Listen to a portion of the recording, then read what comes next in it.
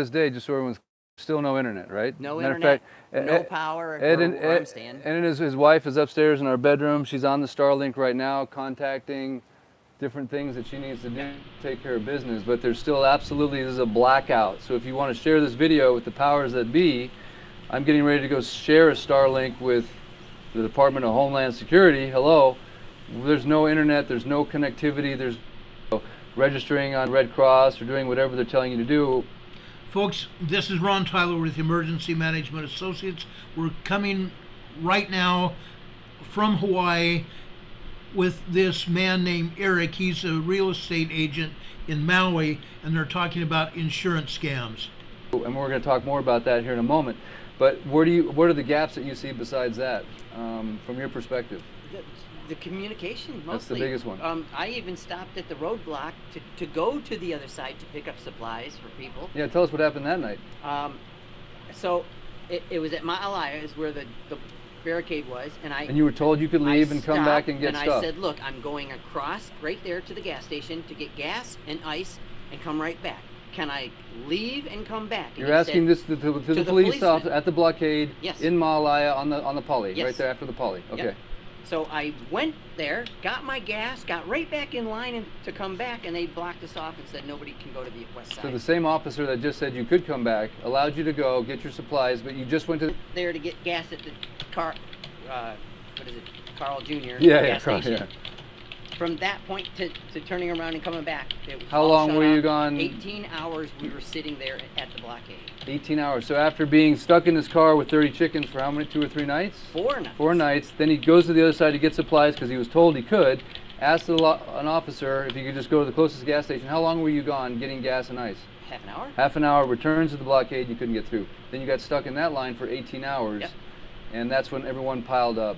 And yep. And you actually tried to run the blockade at one point. Yes. And then the cops came and got you, right? Well, no, they just pull in front of you and stop and say, where are you going? And I say, look, I got a van full of animals and a truck full of animals. I got to get them out of here. They're cooking. And ice that's melting. And ice, yeah. And he said, sorry, nobody can go through. And I said, okay. So he said, just pull over. Yeah. And I was the first one to go through the... Wow. So you're at the head of the line, essentially. Yeah. Yeah. Okay. But a whole bunch of other people did the same thing. Sure. Okay. And so they were just corralling us all over there. Just told us, stay calm. We'll get through this. We'll get you through the line as soon as we can. But they were under the impression that we were going to get through in a couple hours. And then the mayor or Maui mayor or whatever, I don't know, called in and said nobody is to go over to the other side. Gotcha. Okay. So anything you want to share moving forward about this whole situation? Anything you want to say to the people out there on the mainland, around the world that are watching this right now? Just from your heart or from your mind? Do what you can, no matter what it is or how small, to help people out here on the west side. People are hurting. Yeah. So if you want to give to Ed and his family, you can give. If you have a Venmo, you're happy to share it or anything like that. But okay, we have Lahaina Fire Fund.com set up, Lahaina Fire Fund. By the way, we're now associated with Operation Recovery Maui, which is a 501(c) associated with Buzzy and Bill Kerbox. If you don't know who Buzzy Kerbox is, go ahead and Google that up. He's Laird Hamilton's buddy. The Kerbox family owns property on Front Street. Their folks are buried in Lahaina town, and they have partnered with us. And the reason for that is because they were involved, specifically Bill Kerbox was involved with the fires in Malibu, and they came in there to help them, essentially help the homeowners fight the insurance companies. So for all of you people out there that are talking about people coming and stealing land or what I'm learning, right? I'm a real estate agent, I sell real estate, but I don't deal with insurance companies. But what I'm learning from their attorney, Lance Strumpf, you can Google all this stuff if you want. They are going to come here to educate homeowners. So Ed here is a homeowner that no longer has a home. He doesn't know what to do right now because he's never been in this situation. So talking to Bill Kerbox, Buzz Kerbox's brother, and Lance Strumpf, their attorney, he says, here's some, if you are the owner of the property, and tell them that you need the deferment of your payment, that you've been involved in a fire or natural disaster, and they will hold off and defer your payments, stick them on the end of your mortgage. That's step one. Step two is don't sign anything with anybody. The insurance company is supposed to give you an advance. An advance is where they advance you money, to send money as an advance. But don't sign anything with the insurance company. The insurance companies, from what I'm learning, are the ones that kind of come in and try to rip people off, essentially, paying them off early. They realize that homeowners are between a rock and a hard place. The insurance companies aren't. They've got billions of dollars and time on their hands. You're trying to pay your bills. So that gap needs to get filled. $700 is not going to fill the gap. Mr. what's his name? Biden? Yeah. It's not going to fill the gap. It's not going to do the trick. I'm not going to help. Okay? Need a lot more than that. But don't sign anything with your insurance company. Operation Recovery Maui is on their way. They're going to set up a FAQ to help people. They're going to be doing seminars in classrooms and conference rooms and hotels over here to teach the homeowner here how to correctly battle essentially the insurance companies and FEMA and make sure that you don't sign anything you're not supposed to sign. So the time now is to relax as much as you can, but don't sign anything, and allow legal counsel to give you the advice you need. Whether you use Operation Recovery Maui and Lance Strumpf and his team, that's up to you. They're going to be here soon, but the message they wanted me to send to you is keep an eye out on the insurance companies. Read your policy. You don't have your policy probably because it burned, but start the communication with them to get that advance. Don't sign anything. And essentially, that's the message that they're going to come over here and share with you. These are good guys. If you don't know who Buzzy Kerbox is, Google him. And his brother, Bill Kerbox, they reached out to me and they said, Eric, we want to partner with you so you're legitimate 501(c). They are registered as a Hawaii, a non-for-profit. Sorry about that. The gimbal just died on me. Too much gimbal time lately, I guess. So anyway, orientation is out of whack. We're going to have to go handheld here. Just for that, my gimbal died. So now we're handheld, a little shaky here. Not enough caffeine, quite frankly. But at any rate, that'll settle my nerves, a couple cups of coffee. But I just want you guys to hear this message loud and clear. I'd like you to please share this message if you can. As you know, as the truth goes out on a channel, there's a potentiality that it could get shadowed, it could get ghosted, it could get shut down. And it's important on Facebook and all these other sites simultaneously. So Kerbox Media is working on getting that set up for me. But you guys as the people, if you care about people like Ed Cheney, who quite frankly is one of the hardest working men I know on this island and does a lot of work pro bono for people, and it's time for you guys to step up the best you can to share the video, to give to Ed directly through lahainafirefund.com and put in his name, Ed Cheney, C-H-E-N-E-Y, if you want to give directly to Ed and his wife. But that's the idea here, is to get these funds directed to you folks directly, to give you the information that you need. Also, if you are a renter, I know a lot of you guys were renters, this arm's getting tired, then you have a renter's insurance policy, possibly, and there could be an advance provision in there as well, to get an advance, a money advance, also a provision to provide temporary housing. That could be in both the homeowners and the renter's insurance policy. And if you're a renter, there's a possibility some of those benefits could pass from the homeowner's insurance policy to you. But it's very important that you slow down, don't sign anything, and try to figure out what they're supposed to advance to you ahead of time so that you can get the support that you need. And just be very, very careful with these insurance companies. Operation Recovery Maui is coming, right? I just learned their name. I just had a 2-hour consultation with them, and they're very, very legitimate guys associated with Maui, and I don't know what that is, Ed. We're live, we're doing the best we can. So on that note, the next step we're going to do is we're going to head down to the Royal Lahaina. We're going to try to supply some more much needed internet for people. We've got gas cans, and we're just going to find out where the need is. Again, our cause is Let's Fill the Gap, LFG. So if you know of a gap, if you need help, I'm trying to answer my phone, 808-298-2030. I'm not reading all my comments because there's so many, but if you have a real need, if you have a real way that you can help, please, no calls or texts about, general things that are not important right now. We're super focused on helping and allocating the right resources. We are the boots on the ground and giving you the real story. So reach out if you're someone that has a real way to help. all the ancillary miscellaneous stuff. Let's just save that for later if you don't mind. But I want to thank you guys so much for tuning in. Ed Cheney, thank you so much for sharing your story. And guys, we're just trying to put the pieces of the puzzle together and make sure that the people of Maui are protected, make sure that the landowners protected, and make sure that things come together the way that they should. And as always, the devil's in the details, and information is power. And the sooner U.S. government, County of Maui, state, military, you guys that got the resources can turn on some internet connectivity over here so I don't have to keep cruising around offering Starlinks to people, would be fantastic. If someone could relay this message to the governor, what's his name again? Can't remember. Josh Whoever the Green. governor of Hawaii is. Josh Green. If you could turn on some internet for the people here, and before you announce that there's internet, I want you to come over here and use it yourself and try to go to a website and conduct business without a circle going around forever. I want you to go to these places that you're providing internet and use it yourself and see if you can conduct business. Because that's the other challenge. The soundbite is real good. Oh yeah, they've got towers, they've got internet, but is it usable? None of them are working. Ed was standing underneath the Verizon tower trying to get it to work. So for you big companies that are advertising, oh Verizon, we're here for you and emergency services, you know what? That is just not right. Don't advertise that you're here and you're going to give out free cell phones and all that PR BS, and it's not true. We're here to give you the truth. There's no internet connectivity. There's one little tiny Cessna with a loudspeaker going, there's food and water at the... Okay, we get it. We know there's plenty of food, there's plenty of water today. I mean, we might need it in a month, don't get me wrong.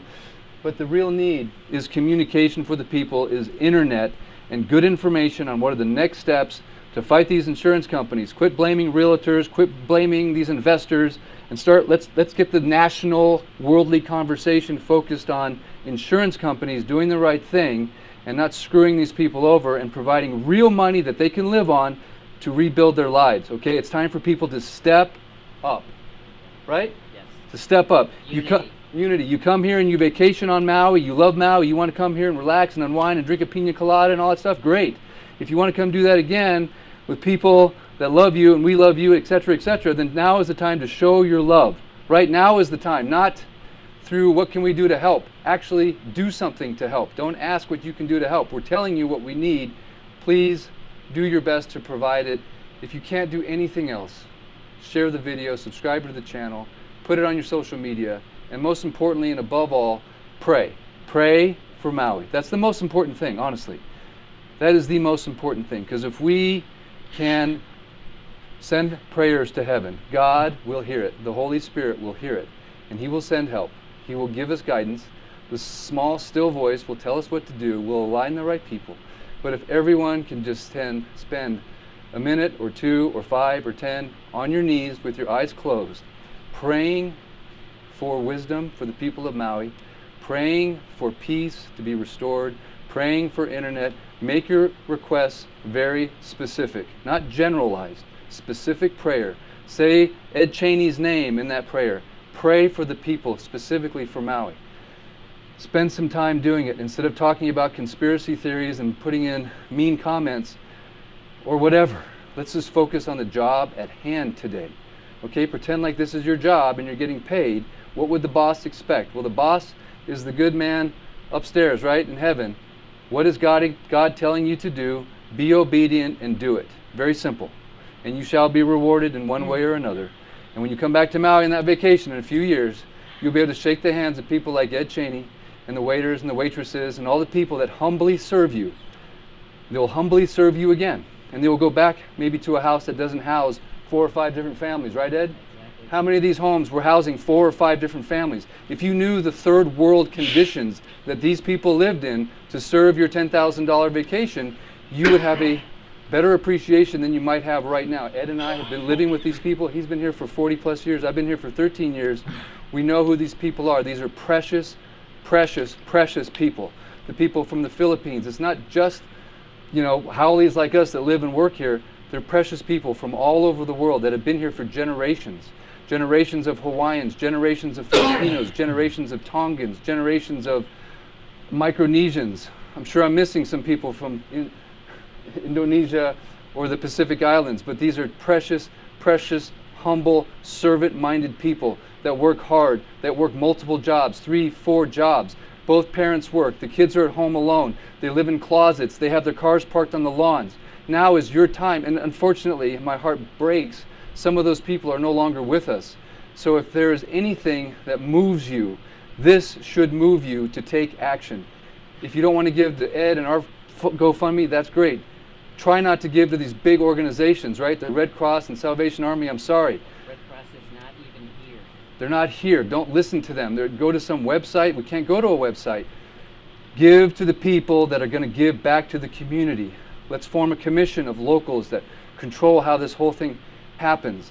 But give your money to organizations that you know are going to put it in the hands of the people and provide the actual resources that they need, not finding supplies that are still in boxes a year from now that they don't distribute. See through the bureaucratic corruption and bullshit that's happening out there, and it always happens.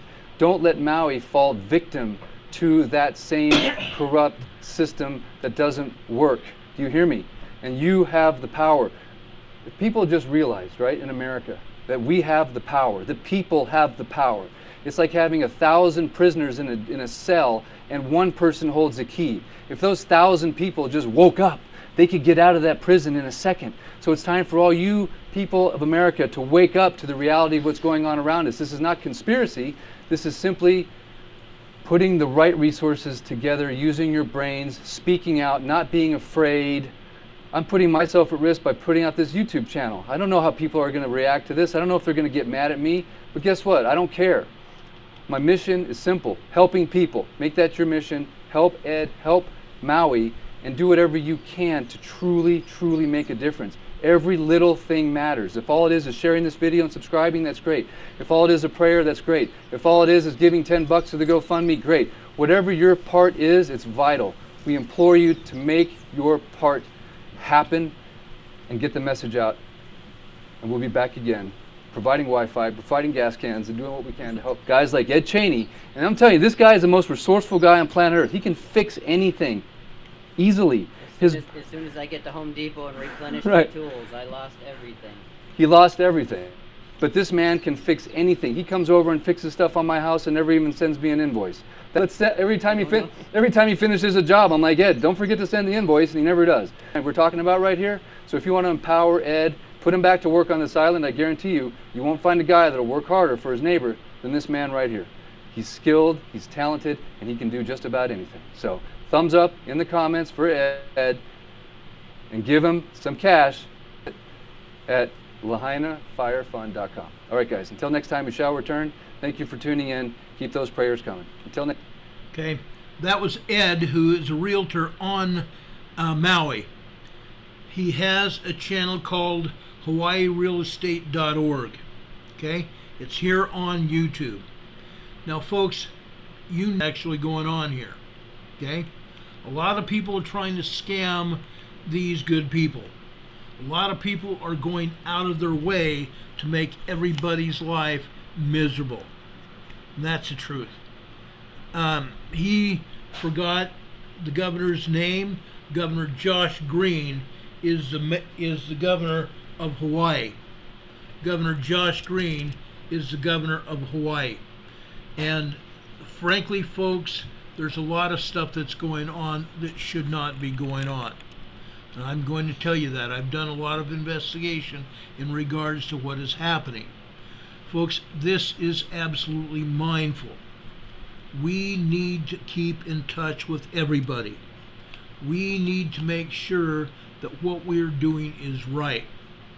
We need to make sure we continue going forward. Now, I'm being buffered quite a bit, possibly by putting that video on. I hope it's coming back now. It looks to be, it keeps bouncing around. My signal keeps bouncing all over the place now. They may be trying to take me off. I'll be darned. It keeps bouncing all the way down to 500, 0, 1200, 1100, 500. Now I'm back up to 2800. You can probably see me now. But yeah, there's a lot of buffering going on, possibly because I put this information out to you. And like Eric said, Eric was the guy with the microphone on his shirt, and he's been doing a lot for the people of Maui, and apparently they don't want him doing it. Okay?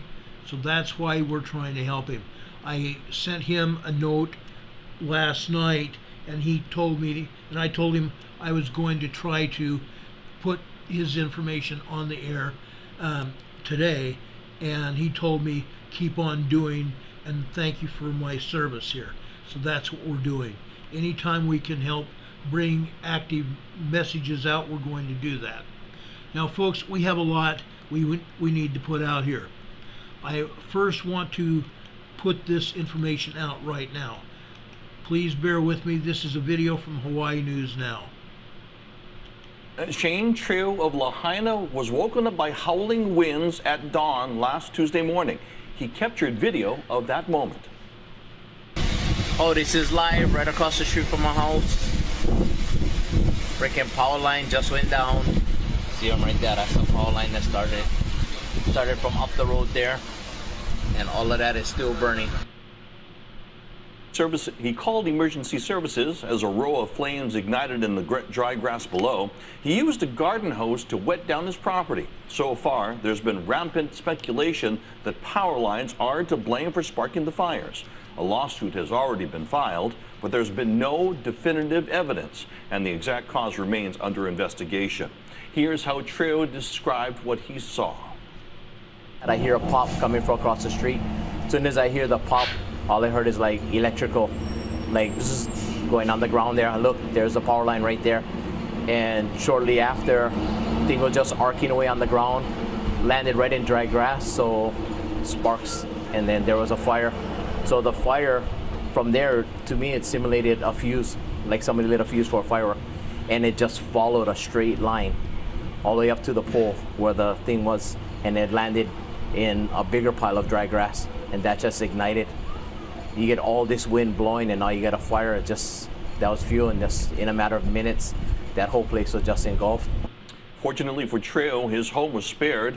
Satellite imagery reviewed by the Associated Press shows that starting about 500 yards downwind, whole neighborhoods were reduced to ash. New video this morning of a FEMA Okay, I'm going to show you one other one here. Okay, they may be going to this next one here.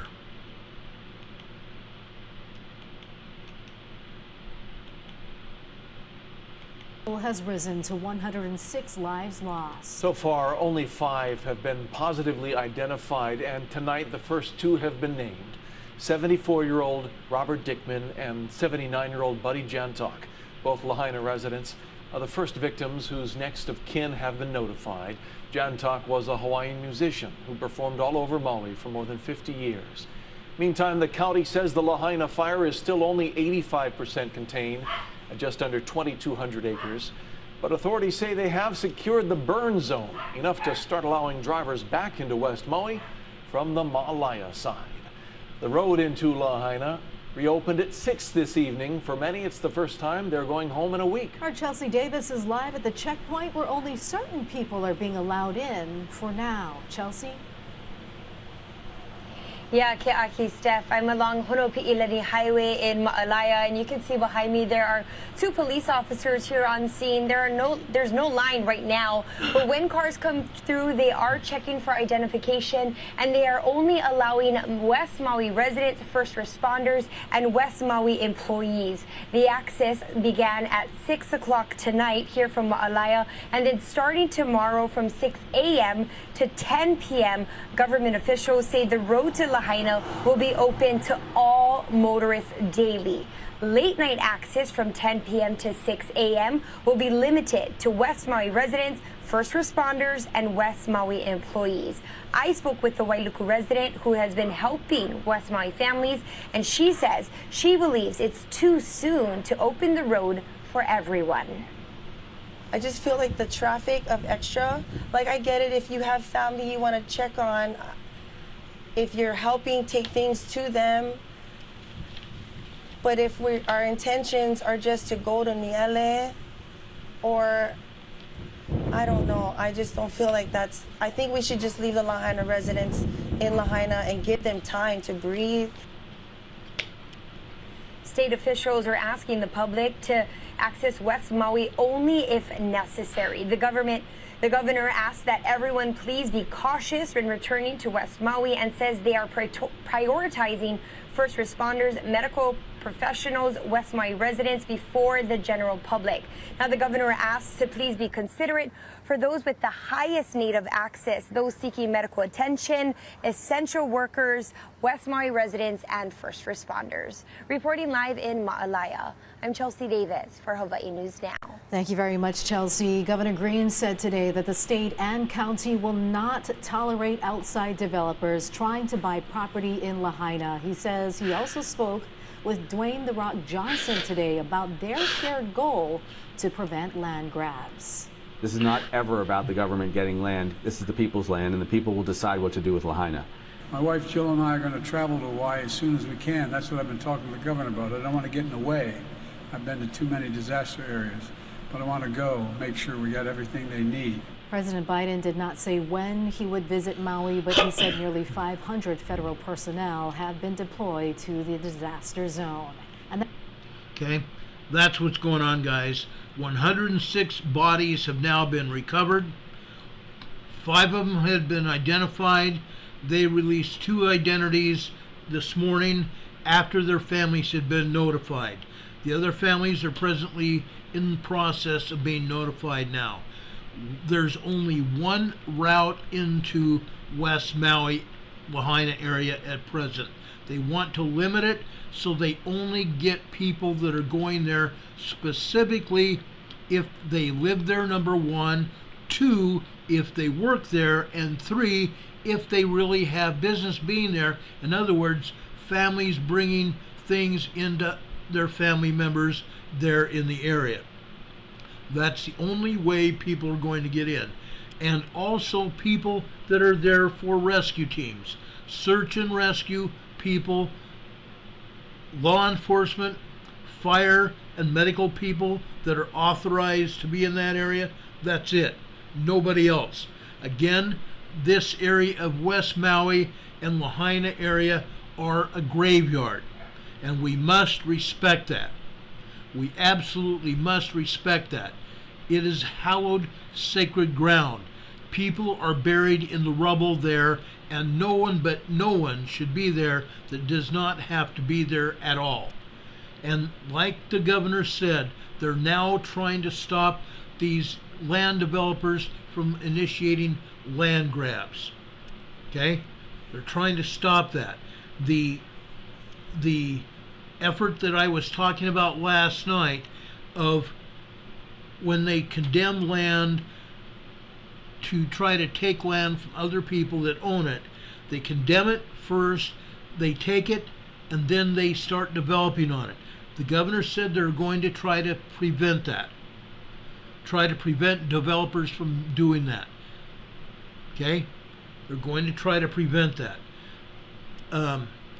Dwayne "The Rock" Johnson talked to the governor, I guess, this morning and said he was there to also help prevent that. He has family there. They are all getting together to prevent these developers from going in and trying to seize land, as they've done before in other places. So that's there. Someone made the comment how fast the winds were blowing at the time of the fire. The winds were blowing upwards of 70 to 74 miles per hour. Hurricane Dora, that had passed to the south, was at the time of the fire about 500 miles south and about 200 or 300 miles to the west. But as I explained last week, the hurricane was churning out in the Pacific out there, and as it was churning, it was grabbing wind. The outer bands of the hurricane were grabbing wind and pulling it into the hurricane.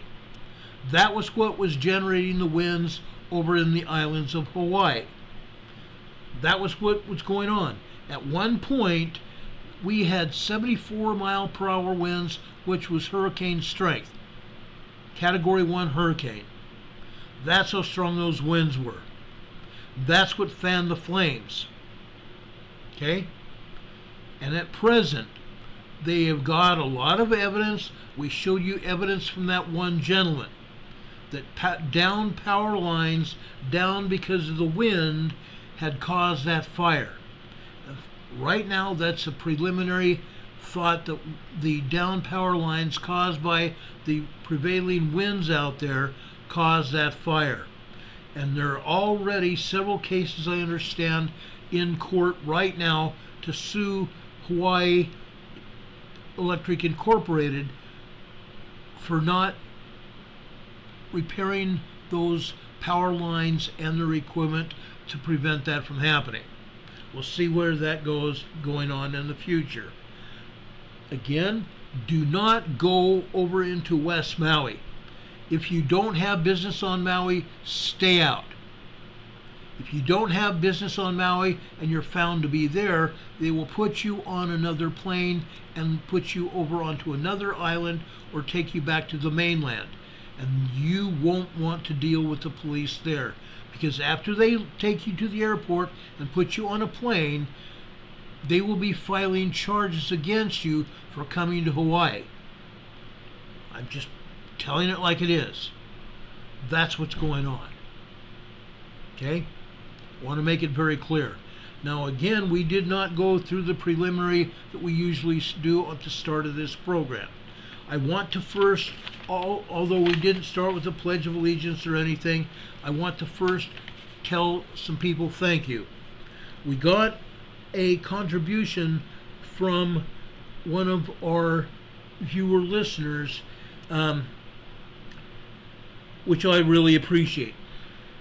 Stacy, I want to personally thank you for what you've done to help me. Before I went to the post office today, because funds have gotten to be very tight, tighter than I have ever been in my life. And I asked Heavenly Father to bless me that when I got to the post office, there was some money there for me.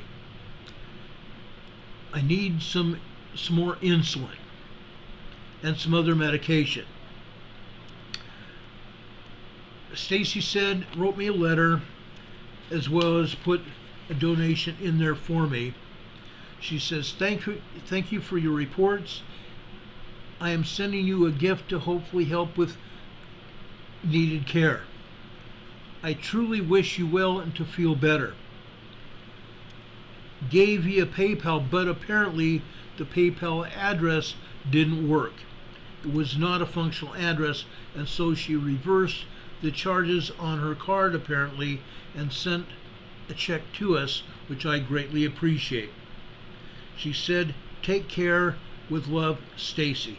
Stacy, I really appreciate it. It came in very handy today, and I hope that continues to happen, because we've got some pending things right now that are very, very much pending. I appreciate all of you that have been helping me through my medical crisis, and it's really not over. I have another doctor's appointment on Friday morning. I want to also thank my friend Laura Marie. She sent me this card, and I got it in the mail today. She's from Oregon. She and her husband live in Oregon. This is Mount Hood. A picture of Mount Hood. In this card, it shows a trail the people often use when they go up Mount Hood. Also here is another picture. The Pacific Crest Trail. The Pacific Crest Trail. This trail goes all the way from Southern California all the way north to the Canadian border. I have hiked part of that Pacific Crest Trail from Southern California to the Oregon border. Noble Frog just gave us another $20 super chat. Thank you, Noble Frog. I surely, dearly appreciate that. God bless you for that. In this card, she also sent me a brief message. Okay? August 7th, hi Ron and EMA friends. I thought of all of you as I drove up Mount Hood with my son Joseph. to help with Pacific Crest Trail, hiker trail, and the name is Maggie, to resupply the trail.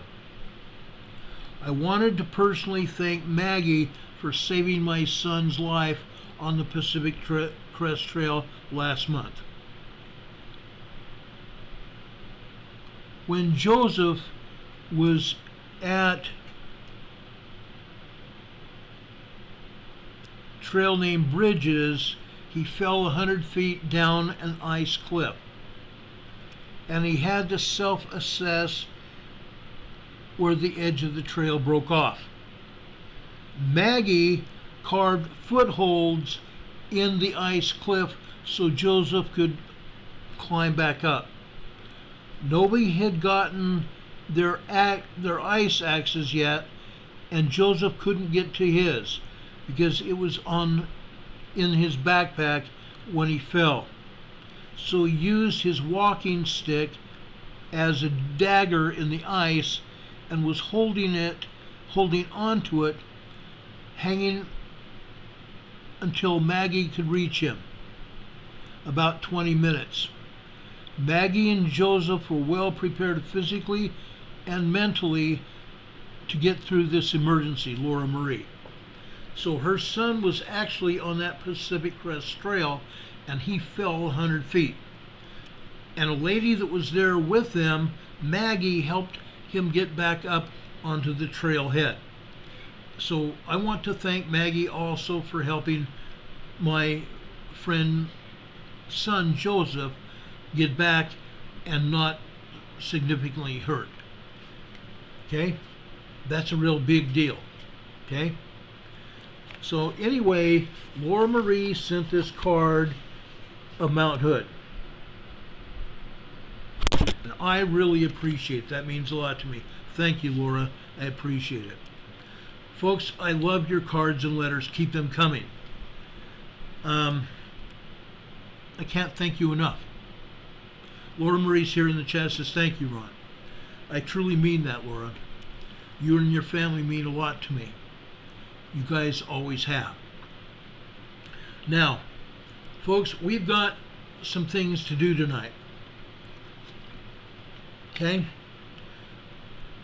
I told you that I would get on here and not just talk about the fire. Yes, we've started here talking about the Maui fire. It's still not out. There's still at least 2 fires that are there, and we believe that the fire departments have them both nearly contained at this point in time. The winds out there are not howling as strong as they were. They're very light considering where they were. But we, like Eric said, we need to pray for those people. We need to get down on our knees, close our eyes, and pray specifically for the people in Maui. Pray that they might get the things that they need. Pray that they might be healed. Many of them have physical trials, spiritual trials that they're going through. We need to help them by prayer. Prayer can help them.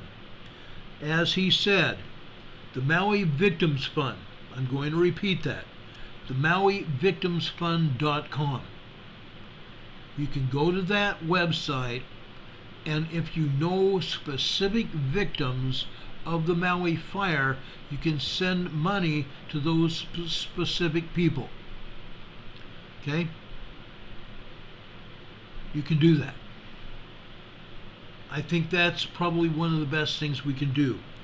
There are a lot of other thoughts that have been going through my mind and through my heart since last Tuesday night, when this whole thing got going. Tuesday night, actually Tuesday morning. But folks, I think a lot of us don't completely understand the importance of what this is.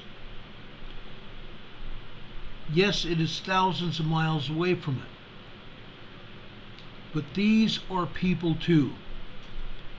In some ways, they are relatives of ours. Some of them very distant relatives. But they're still family members. They're still human beings. Human beings with families, human beings with feelings. And we need to pray for their safety and their betterment. Many of them have lost everything that they ever owned or thought to own. They've lost their livelihoods. Thousands of people have lost their lives. And that's really sad. In the coming days, we are going to see names of children come up. We may even see pictures of these children that have been found as they are identified. I saw pictures of a funeral.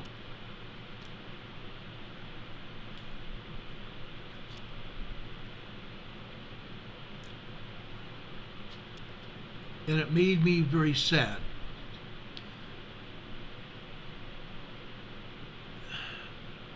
The person that passed was a family member of one of my friends. No, I did not know them.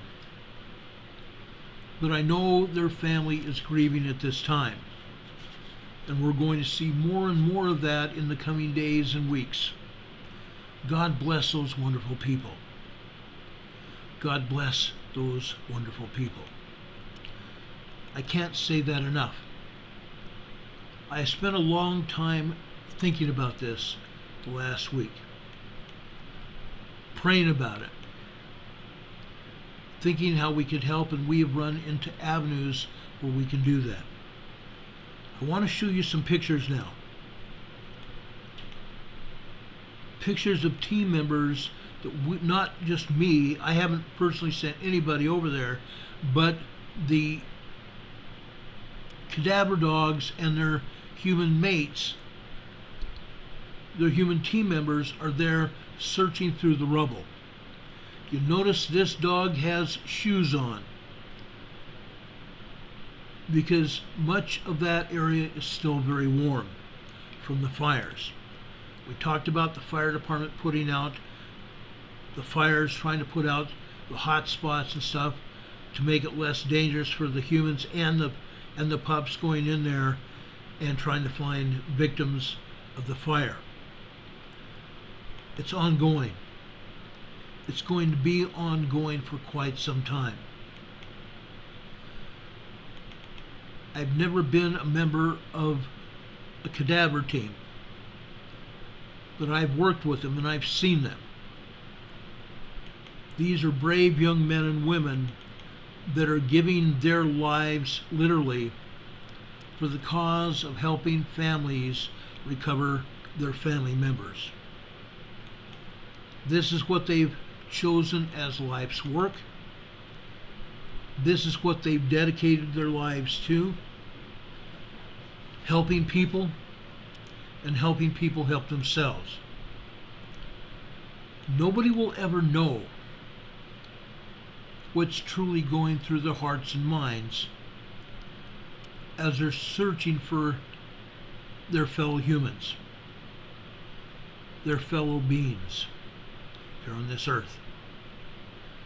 It seems like everybody is rushing to judgment. I too have rushed to judgment in several cases, and I am very sorry for some of the things that I've said. We need to keep our heads about ourselves. We need to keep a heavy rein on our feelings.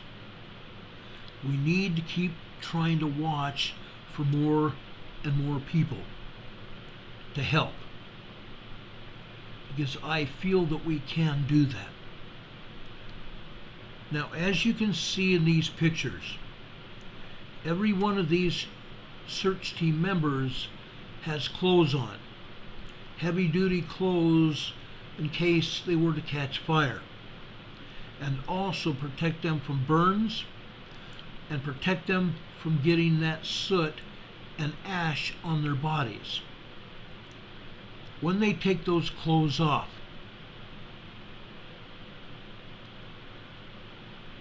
they are actually taking off the ash from people that have passed in that area. As the ash and dirt and everything is blown around, it's blown onto these men and women's clothes. They're searching diligently for survivors in this little Holocaust. God bless them. God bless them and their families for their dedication and their love of our humanity. Nowhere else on earth could this be done but through the humanity of these men and women. Truly God's servants here on this earth. Now, I want to show you another slide. This one is from the fire area.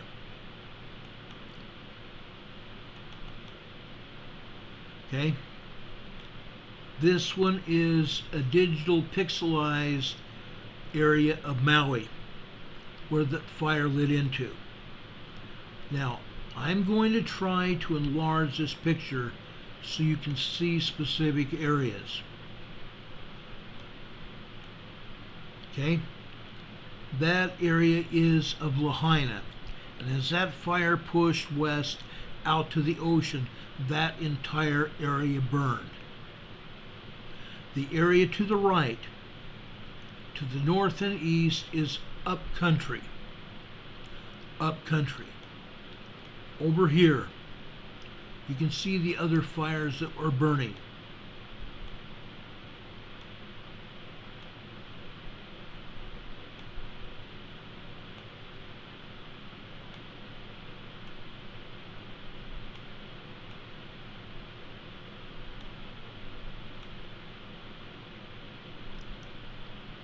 I picked this picture up off the Washington Post last night.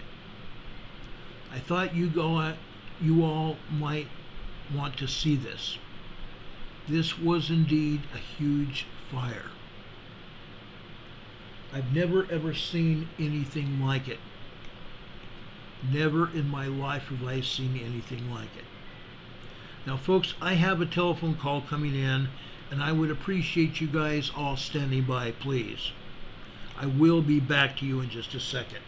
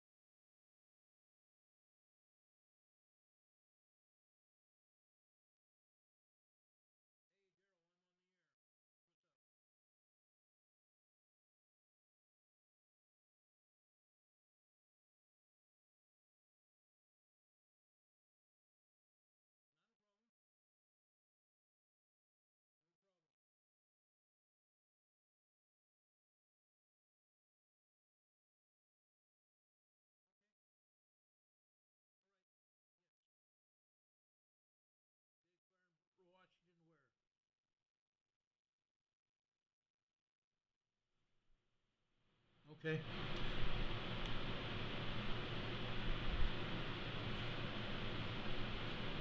Yes, that would be great. All right. Thanks, brother. Appreciate it. Bye. Not a problem. Bye-bye. Folks, that was our buddy, Broke Fish, who just advised me of another 3-alarm brush fire that has broken out in Lakewood, Washington today. 3-alarm brush fire in Lakewood, Washington. So Oregon and Washington are fighting fires, and folks, this is not going to be pretty. This, like the Maui fire, is not going to be pretty. Now, with this Maui fire,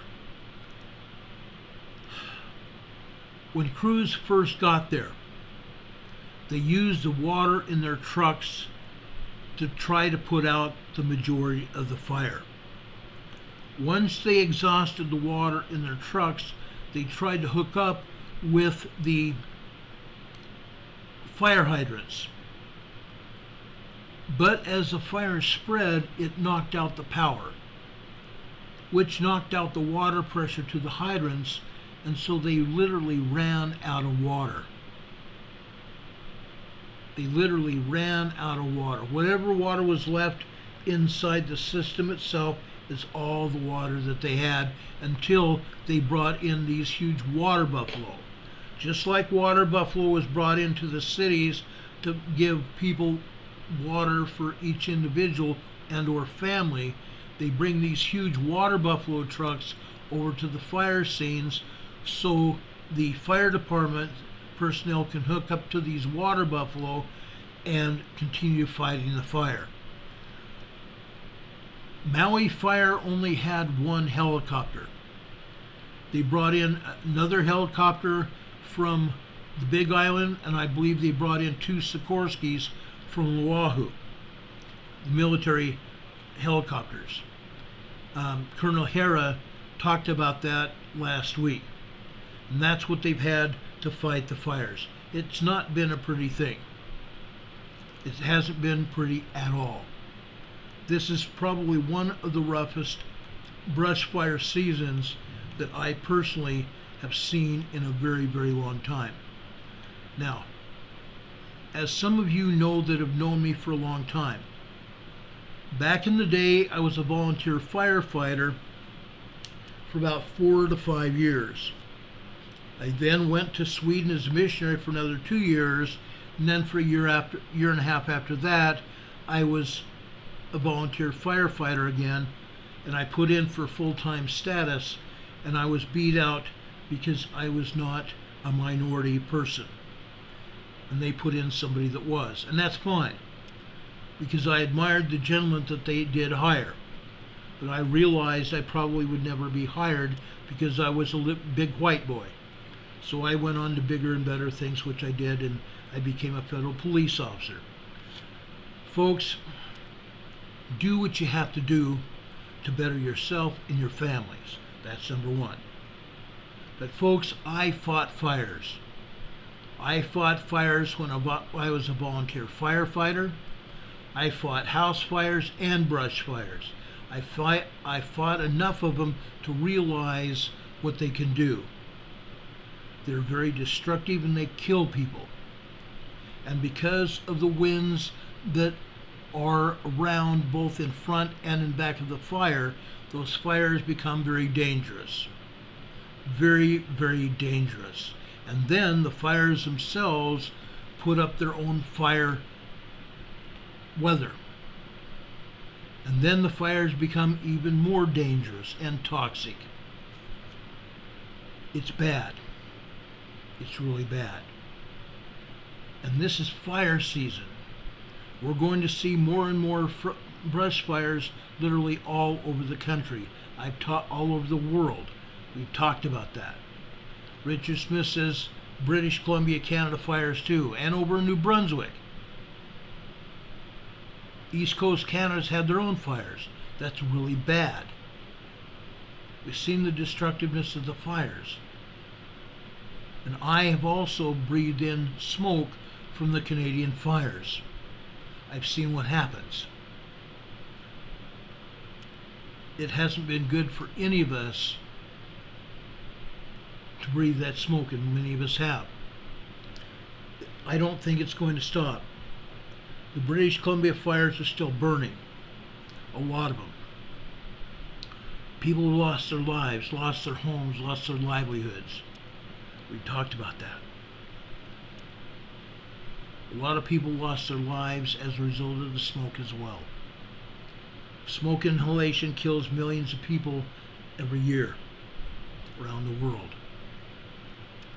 This is just one place where it's been bad. So as Eric over there in Maui said, let's pray for them. Tonight, before we go to bed, when we kneel down, close our eyes, let's pray specifically for those people and their families. God bless them all. God bless them all. I thought you might want to see this. Okay, I told you guys in the title of this program that we were going to talk about earthquakes. I've done a great deal of research to get in and look at what has happened over in Southern California. So that's where we're going to start tonight. Southern California. I want to first go over to a place called Alamo, California. Alamo, California, right here. Okay? See where that great big huge orange dot is over in the left or the right center of this slide here? Let me enlarge it so you can see it. I'm sorry. Right here, northeast of Oakland. This is Alamo, California. Okay? They had a 3.0 magnitude earthquake yesterday. And they're still getting aftershocks from that little 3.04 earthquake. Now, what do I think? I think that little 3.04 earthquake may have even been larger. Notice what it says northwest of Alamo. Okay? It was northwest of Oakland. Northwest of Oakland. Isn't it interesting where they can't get the directions any clearer than that? It's incredible. Okay, let's go over into Los Angeles. This is Baldwin Hills. This is northwest of the downtown area of Los Angeles. Baldwin Hills used to be a forested community. Baldwin Hills got bulldozed down back in the 40s. All the trees were knocked down. All the hills were made flatland. Developers with the U.S. Geological Survey looked around Baldwin Hills and decided that they were going to drill into the fields where oil was available. USGS at the time was helping them search for oil. And they did find oil in the Baldwin Hills in Los Angeles. And ever since the 40s, they've been pumping it out. They continue with that today. As you can see, Baldwin Hills is still being hit with these minor tremors. These are nothing but minor tremors. There are not any microquakes here. There are not any minor earthquakes here. Just minor tremors. 1.0, 1.3, 1.6, 1.7, 1.8, 1.9 tremors. That's all these things are. I don't think there's anything over a 1.3 tremor here. Okay? It doesn't appear to me to be anything more than a 1.3 tremor here in the Baldwin Hills. But be advised, this is an oil area. Oil and gas is being pumped out of this area. Why do I mention this? Because when we have earthquakes in Los Angeles, what happens? When we have earthquakes in Los Angeles, the oil pumping pressure goes down. The oil pumping pressure goes down. It's reduced when these earthquakes hit. Now today I'm going to show you earthquakes in Southern California. I'm going to show you earthquakes here, specifically Southern California, Los Angeles, and into San Diego. Okay? Los Angeles and into San Diego. That's Baldwin Hills, California. I'm going to go by alphabetical order today. Okay? Now we're going out to the southeast desert areas, southeast of Los Angeles. This is Cabazon. This is in the Anza Gap area. Remember what the Anza Gap area? This is the area that is southeast of Los Angeles and south of Ridgecrest area. South of Ridgecrest. Okay? Cabazon. Now, while we've got this here, let's stop here and look at a couple things. Okay? Let's go over to the USGS map to show you where Cabazon is, so you have a good idea of what we're talking about. Okay? Right here is the USGS map. Notice here, please notice that we're here in the southern Pacific. There was a huge earthquake. I shouldn't say huge. Huge is not true. There was a very strong earthquake down in Vanuatu today, earlier this morning. This earthquake was a 6.5 very strong earthquake. Judging from the data that I have gathered, this probably was closer to a 7.9, 7.0, excuse me, not 7.9, 6.9, 7.0 earthquake here in Vanuatu today. It was out in the open ocean. Let's zoom in here to show you what we're talking about. Oh, I'm sorry, there. Here we are. This is Vanuatu area. Notice where it's at. It's very close to some of these islands. For the most part, folks, these islands, some of them are, I shouldn't say some, mostly are uninhabited, meaning nobody lived here. This one is 26 miles west of Sola, Vanuatu. Sola, Vanuatu right here. Okay? I'm zooming in here to the coast so you can see what I'm talking about.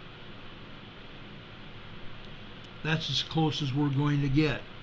I don't see any settlements or towns over here on the west coast of Sola, Vanuatu. I wanted to show you this. Sometimes when we have settlements or towns here, it becomes particularly harrowing because people are living there. This was a very strong earthquake. A very strong earthquake. Now, what you see here are mostly forests. See those clouds? These clouds provide moisture and rainfall to these islands in the South Pacific. Okay? I'm going to back this out here so you can see what I'm talking about. Down here on the south part of Sola, this is a volcano. This is a volcano. Down here on the southernmost part, I believe there may be some people living down here, but that's about all. There may be some people living down here in villages on the southwest side of the volcano. We go over to the east side, I don't see any communities anywhere on this eastern side here. Okay? Even over here, there's cliffs. I don't see any cities or towns over here at all. And I might be wrong, but I don't see anything here. There may be a trail, there may be a river right through here, I don't know. Okay? You can see it there. It doesn't really go anywhere. But that's Sola, Vanuatu, or Sola, Vanuatu. Okay? Like I said, most of these islands are not inhabited. And you can see one island right here where part of it broke off after a volcanic explosion. All these islands are there because a volcano erupted. Okay? But if anybody got hurt, it would have been those closest to that island, on the island. And there was nobody there, I don't think. There are islands in Vanuatu that are inhabited with a lot of people. But in this particular case, I don't believe anybody even felt that earthquake as a 6.5. They may have felt it as a 5.4, 5.3 earthquake. But I believe that's about all, because the water here absorbed the shock waves of this earthquake for the most part.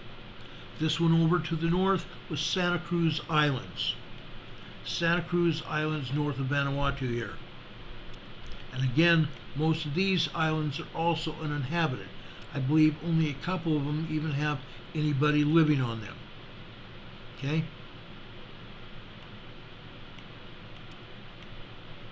I think there might be a settlement right there, and that's about it. There might be. So that's the biggest earthquake of the day. Now, having said that, over here south of Fiji, USGS had this come out as a 5.2. They downgraded it to a 4.9. A 4.9 earthquake. This earthquake here, a 5.4. That 4.9 came out as a 5.2. They downgraded it. This one's a 5.4. They just had another aftershock just now, 23 minutes ago, over in Vanuatu, a 4.3 moderate earthquake. This earthquake to the west in Fiji, a 4.7. This one is 363 miles deep. That's a very deep quake. This 4.9, 16 miles deep. The 5.4 is 10 miles deep. 10 miles deep. Crazy, huh? Oh yeah. One other earthquake here, 4.6 in Ternate, Indonesia. 38 miles deep. This one here over in the Kuril Islands between Japan and Kamchatka Peninsula, closer to Kamchatka Peninsula, there were two of those earthquakes that hit today. This is a 5.0 in the Kuril Islands. The Kuril Islands belong to Russia. This is a 4.9, 5.0, 22 miles deep. This one is a 5.3. This is 14 miles deep. Again, the Kuril Islands belong to Russia. These are 5.0 or larger earthquakes here in the Kuril Islands. Okay? One other earthquake that I want to report here, the USGS is showing us here. It's the only earthquake here in the Middle East or anywhere in Europe here, because Europe doesn't, or USGS doesn't believe in showing much of anything. Turkmenistan, a 5.2 earthquake here. Turkmenistan, a 5.2 earthquake, 28 miles deep. Okay? Now, we talked about the South Pacific, the Kuril Islands. We're going to talk about Hawaii in a little while. Like I said, I want to talk mostly about Southern California tonight. A lot of people live here. Okay? Before I go back over to Cabazon area to show you where that is, this earthquake here is over on the San Andreas Fault, on the north end of the San Andreas Fault, just off the coast of Petrolia, California. This is a 2.0 minor earthquake, smack dab on the San Andreas Fault right here. This is in the Cascadia subduction zone region. The Cascadia subduction zone region here to the south. All right, let's go back down to Southern California. Okay, Cabazon. Okay, this is Vincent, California, 1.2. Let's go down here. This is Fontana. In a few minutes, we're going to be talking about Fontana. I want to show you this too. This is a 1.0 minor tremor in Fontana. What I'm going to show you in Fontana on seismograms is going to blow your mind tonight. And it's a seismogram from today that will blow your mind. So we have this one in Fontana, 1.0. This one's a 1.9, 2.0 earthquake. Okay, this one here is in Fontana also, a 0.7. This one here is a 1.1 in Rialto, just south of Fontana. But I'm going to show you a seismogram that's going to blow your mind about Fontana in just a few minutes. This one here is in Colton, California. It's a 1.0 tremor here. Okay, let's go south. This is in Valley Vista. Just north of Valley Vista right here is Cabazon. Okay? 0.7 Valley Vista. This is a 1.0 in Valley Vista as well. We continue to go south, don't we? South and west is Aguanda, California. This is San Diego, California. Okay? 0.6 microquake in North San Diego County. But again, you don't see anything in Cabazon area at all, do you? Let's go back to the earthquakes. Okay?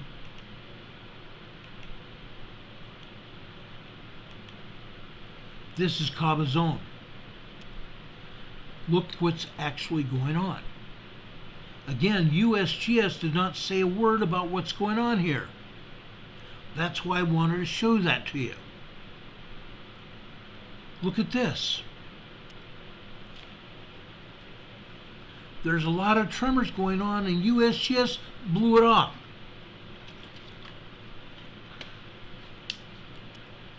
On stream is asking Michigan, what is the earthquake risk on? I'll talk about that in a minute.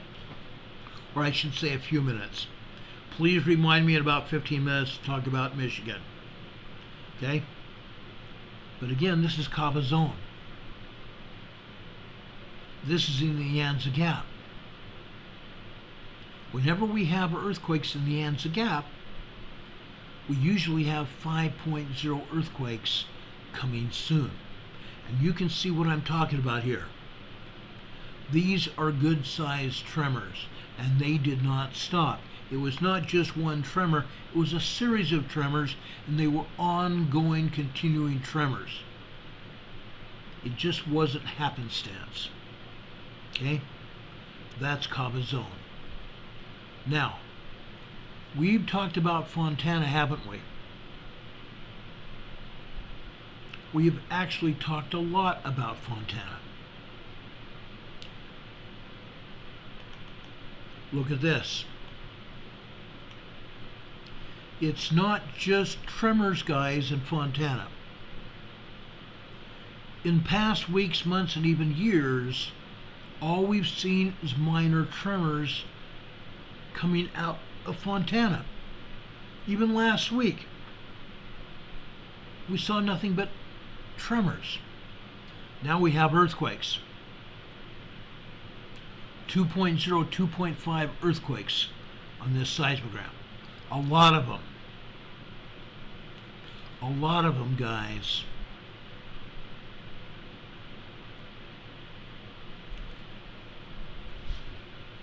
Richard Smith says, very wow. This is a big deal, guys. This is huge. I want to say before any of you leave, there's a lot more to this presentation than just this. Hang on, guys. You might flip your lid about what you're going to see here tonight. Also, before you leave, please give us a thumbs up. YouTube uses thumbs up, the amount of time that you watch us on the program. They use the number of comments that you leave after the program's over. They watch the chat and watch the chat to see how many people are actually chatting, the number of people who are actually chatting, everything. So folks, please participate in this program. Ask questions because I will answer them. Yes, Richard, we had a 3.0 offshore Chile. That's kind of normal anymore. But this is Fontana, California, guys. They say nothing ever happens in California. Really? Really? I would say otherwise here. Okay? Let's go back to the USGS map for a minute. Okay? let's zoom out here.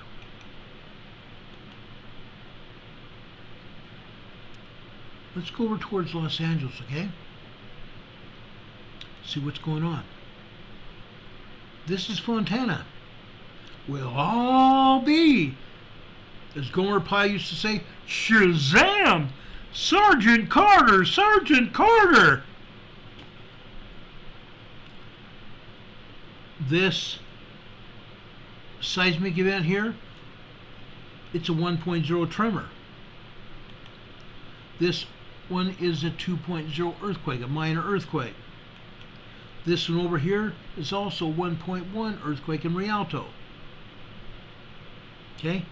This is Fontana. Fontana, guys. And yet, USGS tries to pass it off as, oh, nothing's going on. Just tremors and a minor 2.0 earthquake. That's all. What about this? It's not just one 2.0 earthquake. There are bunches of them. You can see that because nearly the entire seismogram is completely covered. You don't hardly see any paper after about 7 o'clock this morning. Before that it was hit and miss tremors, but all of a sudden it starts. And the first earthquake hit just after about 5:10, 5:11 a.m. this morning, up on that top black line.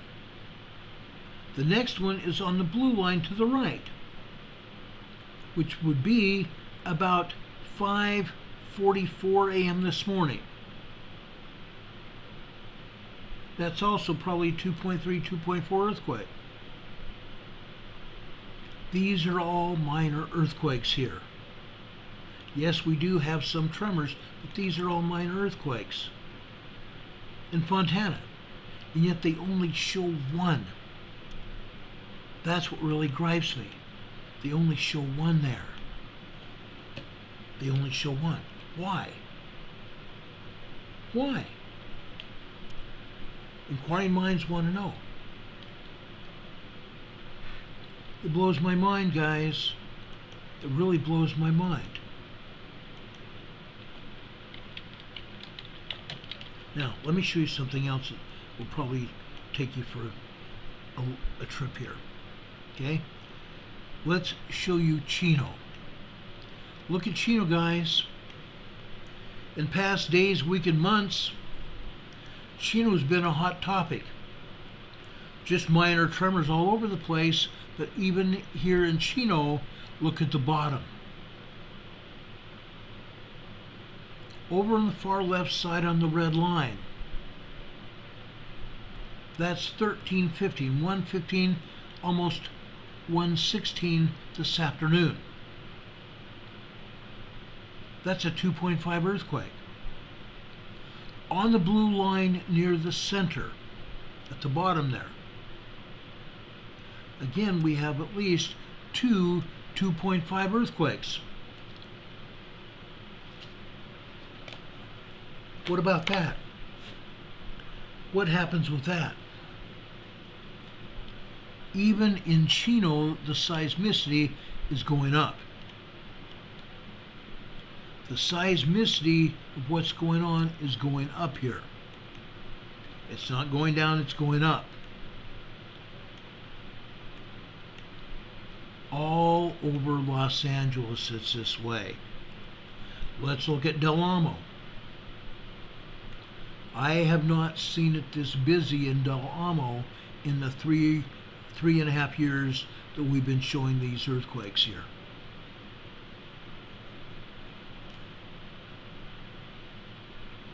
Space Force, Al, let's keep the topic about what I'm talking about, not what Elon Musk is doing in California or anything else. Okay? Yes, it's talking about the California coast, but folks, let's pay attention to these earthquakes. These are all tremors in this area. Del Amo.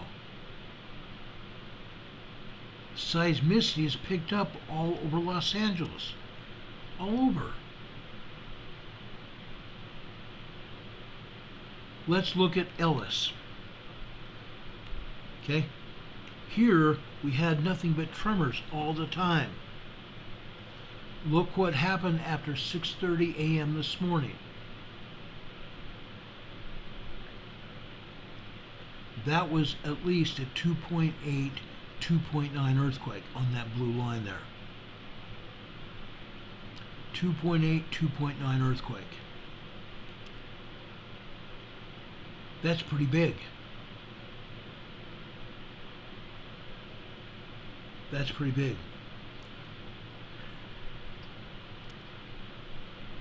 Look at all these earthquakes. Look at all the tremors here. Okay, Ellis, California. Let's go over to Idlewild. I've talked a lot about Idlewild in the past. Idlewild is a mountainous town in the San Bernardino Mountains. Okay, it sits in a valley there in the San Bernardino Mountains. It's a ski resort. During the summer, it's a hiking mecca. A lot of people go over there and hike. They go to the restaurants in Idlewild and eat. They go to the curio shops and the shops there that sell souvenirs. Great restaurants, great shops. I've been there. Great place to stay. Idlewild ought to pay me to talk about it. Look at all these tremors in Idlewild. No, they're not big. These are very, very minor tremors. But like I said, seismicity is picking up all over the Los Angeles region. Look out into Joshua Tree. This is Joshua Tree National Forest. Look at all the tremors here. But look what happened at 11:03 a.m. this morning. We had a 3.0 earthquake at 11:03 this morning. Joshua Tree National Forest. It was just one single episode. It probably lasted about a second, but we had a 3.0 trembler. A small earthquake in Joshua Tree National Forest at 11:03 a.m. this morning. USGS said nothing. Nothing. How about Julian? Well, let's leave San Diego County for a little bit longer. We'll get to Julian and San Diego County in a few minutes. How about Laguna Bell on the coast, southern coast of LA? Laguna Bell. Look at everything here. These are just tremors, but it seems to be picking up. Seems to be picking up here in Laguna Bell. It really quieted down there in Laguna Bell for the last 2 or 3 weeks. Now it's picking back up. You can see 1.3, 1.4 tremors here as well in a couple different spots, but that's all. That's Laguna Bell. How about over by Long Beach and Anaheim area? Look at Light Hype. Look at Light Hype, guys. Long Beach, Anaheim area. These are 2.4, 2.5s. Maybe as much as 2.8 earthquakes. But look what is happening. These are back to back to back seismic events in Long Beach, Anaheim area.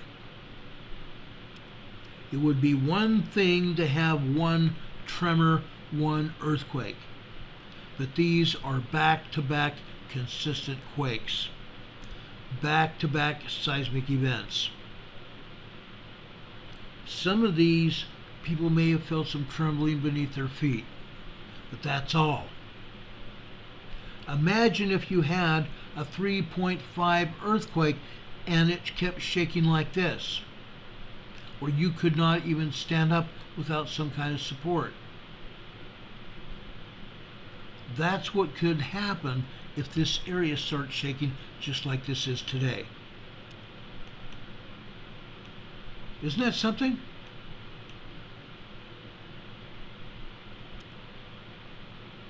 And that's not the only one. Let me show you State Street. State Street is over in that same area. Look what happens at State Street. Look at the top of this seismogram, up there on the top line. Just after 5:03 a.m. this morning. That looks to me probably close to a 3.0 earthquake. This was not just a 2.0. It reaches way up there twice. And it would reach down just as far. 2.9, 3.0 earthquake. And the red one just to the left and below that. That one is a 2.0. Look how long it lasted. 3, maybe 4 seconds. But again, back-to-back shaking. Look how close those lines are. Then we go over to the center one on the same line. Okay? Probably 2.5 earthquake. Look at the earthquakes the rest of the day. The same kind of earthquakes, folks. The same kind of earthquakes. 2.0, 2.5, 2.8 earthquakes. All day long. Anaheim, Long Beach area. Isn't that something? I thought you might like to see that. Let's go up to Los Alamos Park. Los Alamos Park is over here near Los Alamos National Laboratory. I want to show you where this seismogram is going to go. That's where this place is.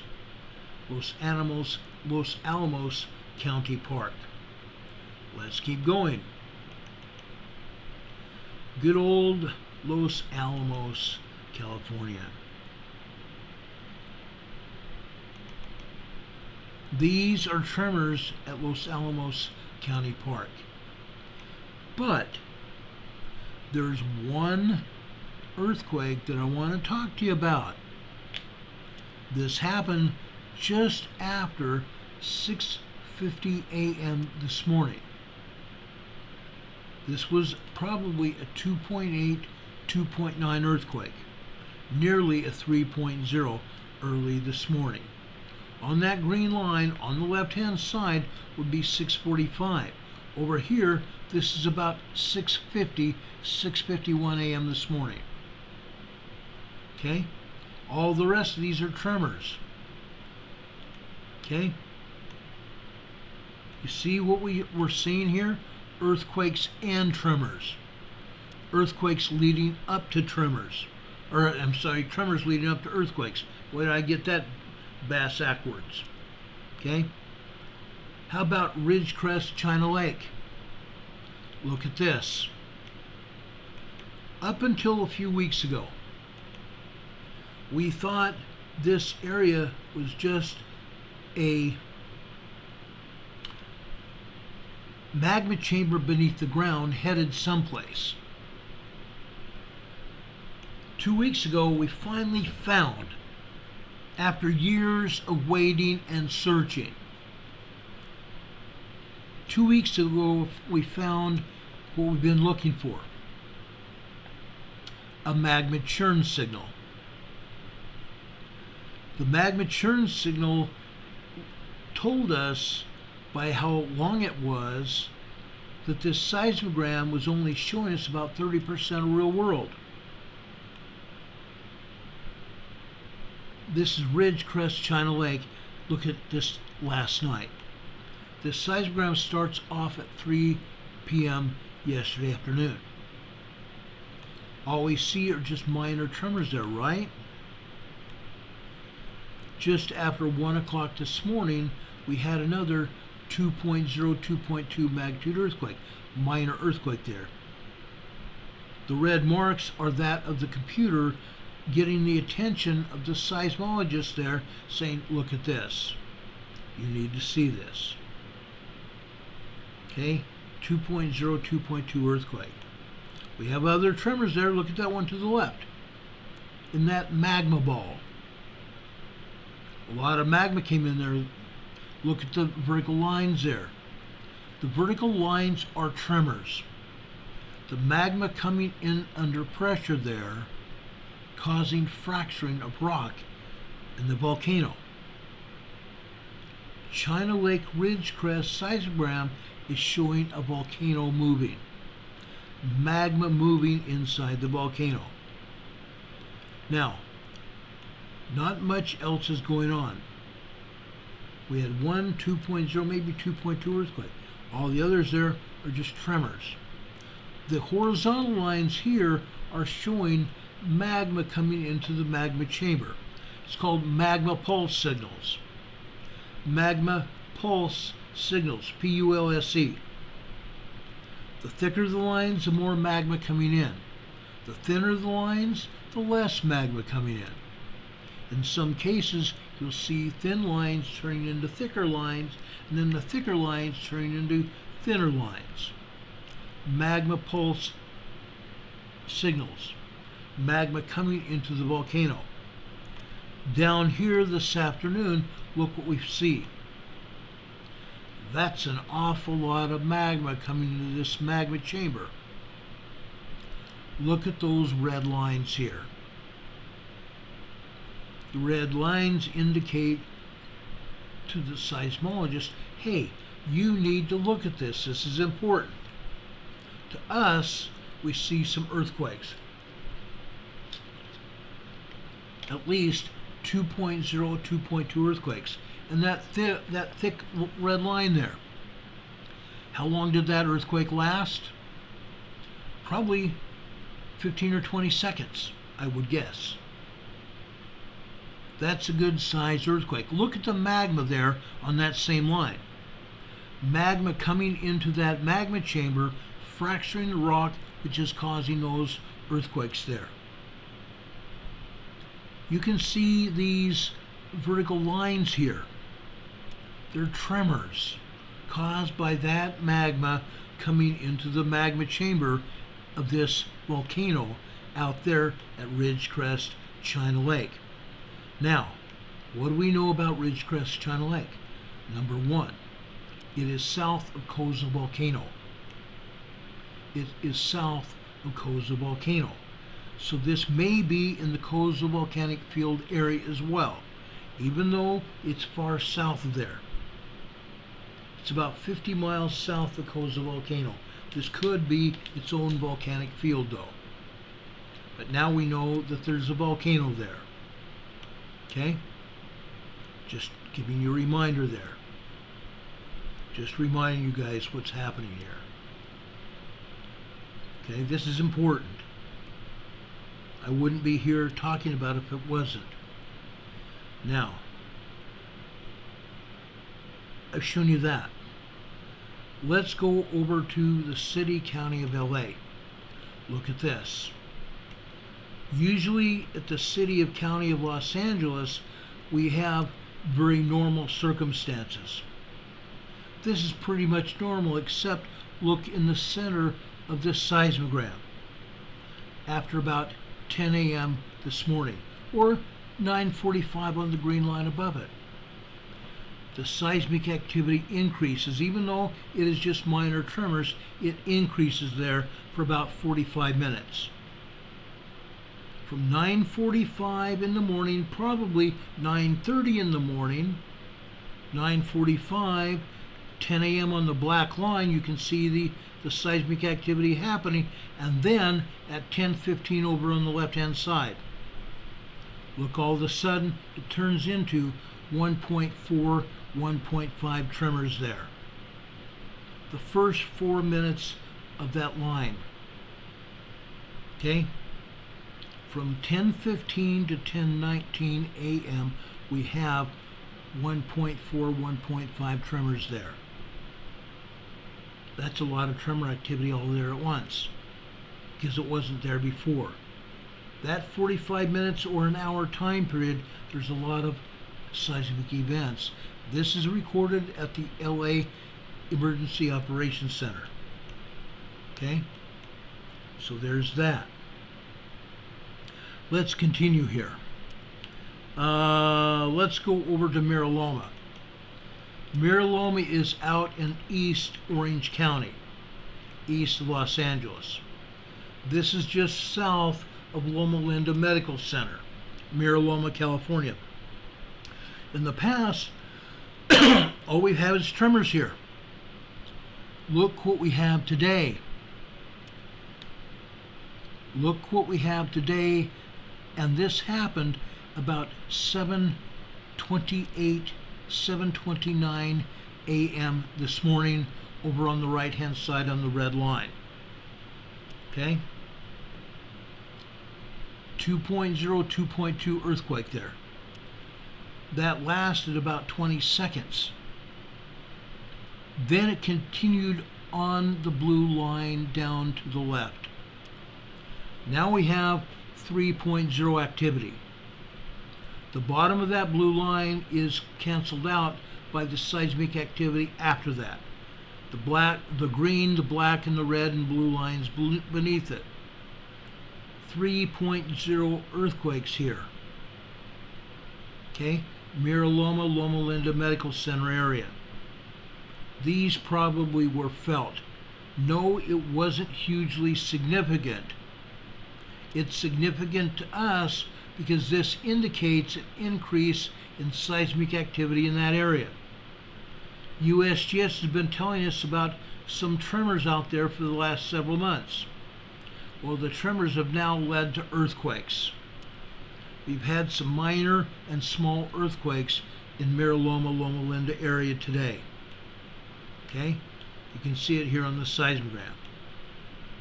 This is definitely an increase in seismic activity in Los Angeles area. Let's look at Moore Park. We talked about Moore Park before. Look at this. This is for the most part all tremors. There may be some 2.0 activity down here at the bottom on the red line. 2.0 is minor earthquakes. Anything from 1.0 to 1.9 are considered minor tremors. Then down here at the bottom, you see some rather long red vertical lines. Those long, I think there's 2 or 3 long lines, there may be 4. 2.0 earthquakes. All we've seen here before is tremors, a lot of tremors here at Moore Park. Okay? Now I did not see a seismogram for Pardee. Pardee is out there also in that same area, and Pardee usually is just as busy. I hope we can see some seismograms within the next week at Pardee as well. Let's go over to Rinaldi in Los Angeles. Not much happening here, just tiny tremors here.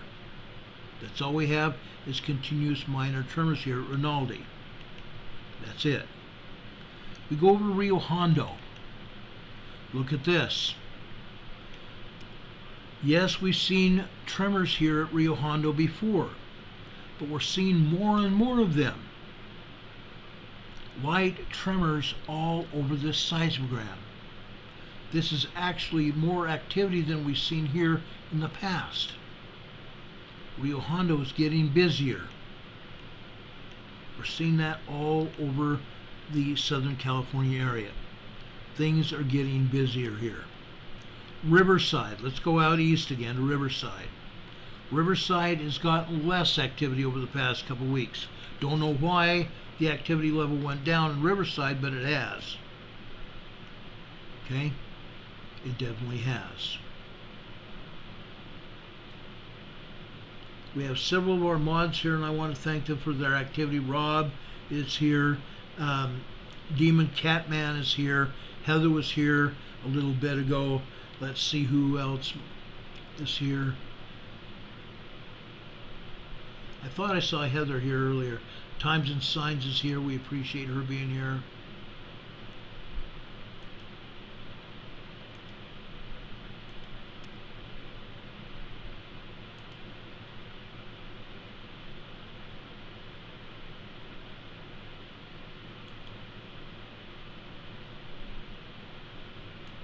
This is crazy, guys. Yes, Hurricane Heather was here in the chat. She's probably listening. But we appreciate all of you mods here helping us as well. We appreciate all of you here in the chat, all of you who are watching and listening to the program. This is crazy. But again, Riverside slowed down. We don't know why. Okay? Let's go over to Hemet, the Hemet area, the San Jacinto campus. Look at this. Yes, this is a small college campus out in Hemet, California. Look what we have here. We have here a bunch of tremors. Again, seismicity has increased here. More and more seismic activity here. Okay? This is growing. I have a feeling that we're going to see some larger seismic activity, minor and small earthquakes hitting here. It's just a feeling I've gotten as I've been watching what's going on here. And yes, this is serious. It's increasing, guys. This is very much increasing. I can't see anything other than a lot of other things happening, and it's not going to be good. I'm just telling you. I don't really see anything good happening out of this. Now, over near the north coast of Los Angeles, I'm talking Santa Monica area. Santa Monica area. Seismicity is also increased here as well. I started showing Santa Monica about a month ago because the tremors increased. Before it was almost solid horizontal lines. And yes, we have some microquakes here. But look at the increased seismicity. These are 1.0 tremors here for the most part. Okay? Increased seismicity even in Santa Monica. That's wild. That's really wild. Santa Clara. Look at this. Santa Clara has decreased. Santa Clara is very decreased seismicity now. They were having some good sized tremors here in Santa Clara, and now it's gone to every once in a while a minor tremor would pass through, long duration tremor, but for the most part all we have are very tiny microquakes here. 0.9, 0.1 type of thing here in Santa Clara, California. Okay, let's look at, I wanted to show you Santiago Mountain. Santiago Mountain is a hillside in Southern California. It's where a bunch of radio and TV station repeaters are on. Even ham radio has a great big huge repeater there in a blockhouse that takes a ham radio signal, amplifies it, and sends it back out to a larger area. The same thing as the TV and radio stations do. They capture the signal and send it back out to a larger area. But here you're seeing tremors over here at Santiago Peak. Okay? Let's mosey into San Diego County. I want to take you over to San Onofre Nuclear Power Station. San Onofre Canyon. Look at this. We're getting more tremors here than we've had here in the past. In the past, there were nothing but horizontal lines here indicating hardly anything happening. This is peppered out all over the place. Okay? So San Onofre is getting pitted, literally. Tiny microquakes are hitting this area. We don't know why. We really don't know why. San Onofre. Now I want to show you, I believe, well, I'll be darned. They took it down. I had Camp Pendleton here. Well, I guess they took it down. I'm not going to go try to look for it right now, but Camp Pendleton, guys, has a lot of tremors on it. Yes, they could be exploding ordnance at Camp Pendleton. They do that occasionally, but I don't think that's what's going on. North San Diego County, Camp Pendleton. Okay? There's a lot of stuff going on there. Unfortunately, I can't show it to you. That's what's really sad about it. I don't have it to show it to you. All right. Before I leave Los Angeles area, I want to show you Walnut La Puente. Look at this. This is over on the eastern side of Los Angeles. Walnut La Puente. Look at this. Out to the west, we saw very little happening. As we went out to the east, we saw more and more seismic activity hitting. This is a volcanic caldera. Walnut La Puente caldera. We're having earthquakes hit here. Why? Why are we seeing earthquakes at Walnut La Puente? Volcanism, guys. Volcanism. As we've seen at all the volcanoes are waking up. Almost without saying, every single seismic signature here has been cut off on the top and cut off on the bottom. They don't want us to know how strong these seismic events are. I have a feeling they're at least a 3.5 to 4.0 earthquake. People have been complaining that there's earthquakes in this area, that they felt rumbling, and many times they didn't know why, because the agencies are not telling people what's going on. This is a volcanic area. The Walnut La Puente area is living at the top, the summit of the volcano, the caldera of the volcano. It's a valley. The Walnut La Puente area is a huge valley, right smack dab in the middle of the volcanic caldera. That's why we're getting hit with earthquakes. That's why you see this activity here. 3.0 to 4.0 earthquakes as a result of magma down there beneath the surface. We don't know how deep it is. I would probably say this magma is probably 6 to 10 miles deep, just to tell you. Okay? So that's Los Angeles, Orange County area. Let's go down to San Diego. Let's go over to East County, San Diego, to Julian. We talked a lot about Julian, California. Julian, California is a unique area. It's in East San Diego County. East San Diego County.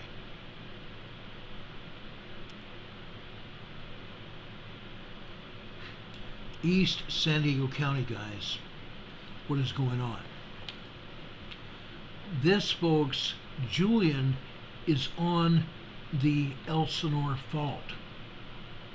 The Elsinore Fault. All we see here are minor tremors. A tremor every once in a while. That's it. There's no continuing tremors like we've seen in other places. This is nothing more than an occasional tremor being hit here in Julian. Julian is an old mining town from way, way back when.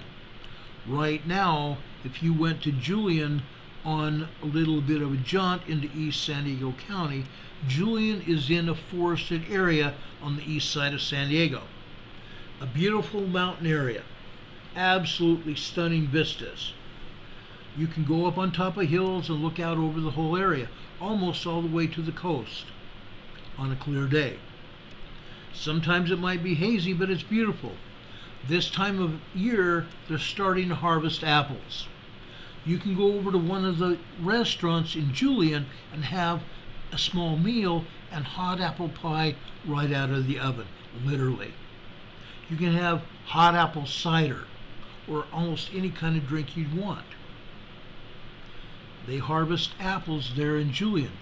I've been there many, many times.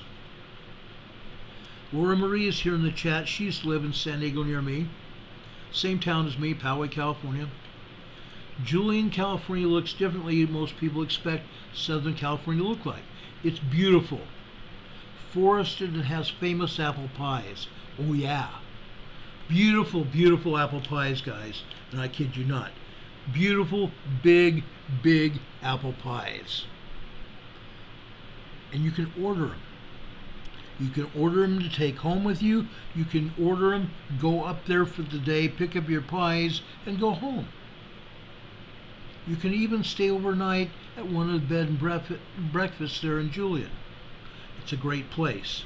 Julian also ought to pay me for the commercial I just gave them. It's a great place. Maybe I'll talk to them one time and see if they want to offer me a payment for giving them airtime. It's beautiful, it really is. Okay? Anyway, that's Julian. I want to show you some other things here. Okay? Let's go over into San Diego City. Okay? Let's go over into Mission Valley. Mission Valley is a very famous area. It has Mission Valley Shopping Center area, huge sprawling outdoor shopping area, huge. Saks Fifth Avenue is there, Macy's, Montgomery Ward was there when they were famous over there. J.C. Penney's, I think, still has a location in Mission Valley, if I'm not mistaken. Just a great shopping center area. Big stores, small stores, almost everything you could ever have, including including that wonderful place where you can get spaghetti.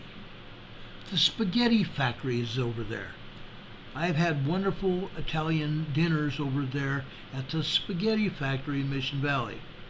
They also have, for those of you from Southern California, TGI Fridays has a location there in Mission Valley.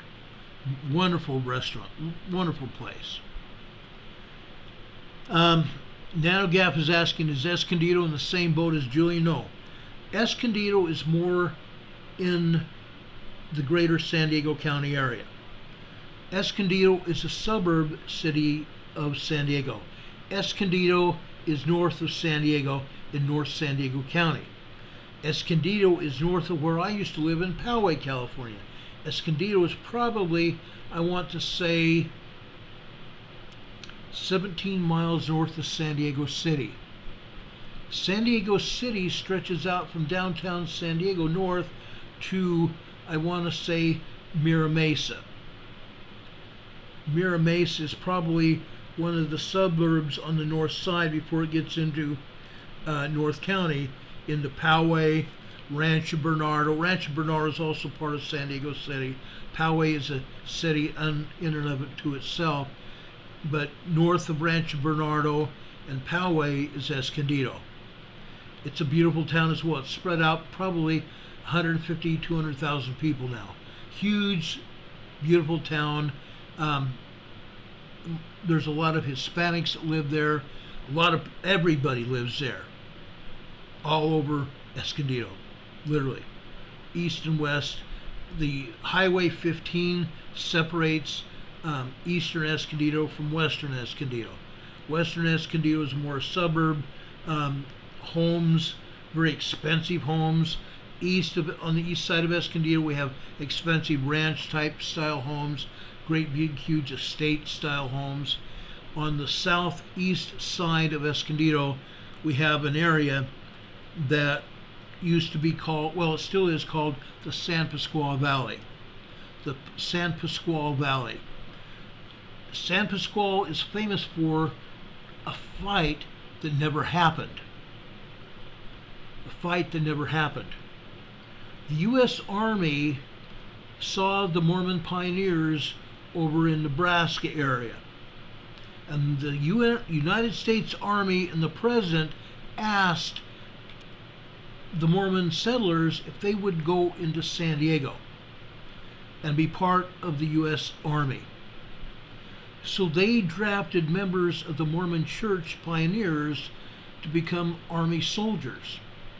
Well, the Mormon battalion left winter quarters in Nebraska in that area and went south and settled a lot of communities all the way into San Diego. One of the communities was in San Pasqual Valley. At the time, the Mexican people had San Pasqual Valley. Well, the Mexican army was surrounded by the Mormon Battalion Army.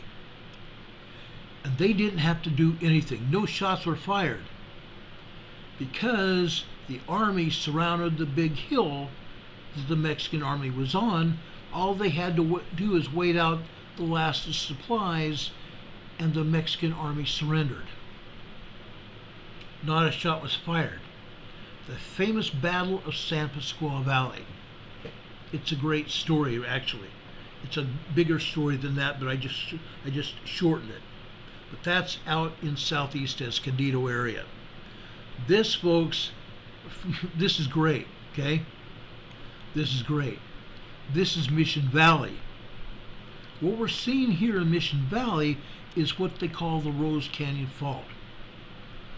Fortunately, these are nothing more than tremors. And you can see a lot of tremor activity happening here in Mission Valley.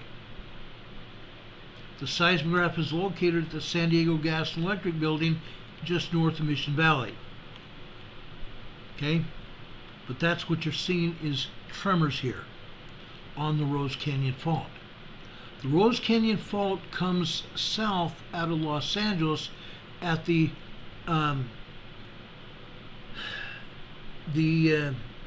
Newport-Inglewood Fault. It leaves the Newport-Inglewood Fault, goes out into the ocean south, and then when it gets to San Diego County, it goes inland about Encinitas and continues south inland and continues south into the city of San Diego. It goes into downtown San Diego and exit downtown San Diego in San Diego Harbor. That's what's going on there. Okay? But here you see that Rose Canyon Fault, and it's moving. It's moving. You see a lot of activity here. All right? You see a ton of activity here. Now the Rose Canyon Fault here in San Diego can handle upwards of a 7.0 earthquake on the Rose Canyon Fault. So San Diego County is susceptible to a very strong earthquake, a major 7.0 earthquake in San Diego County, from Encinitas south over into Coronado. Okay, that's pretty big. And if it hits, that whole area of San Diego is going to be destroyed. Downtown area is going to shake like nothing else. We saw that shaking happen when a 7.0 earthquake hit south of the Imperial Valley down at the border of Mexico and the United States over in Imperial County. 7.0 hit Mexicali and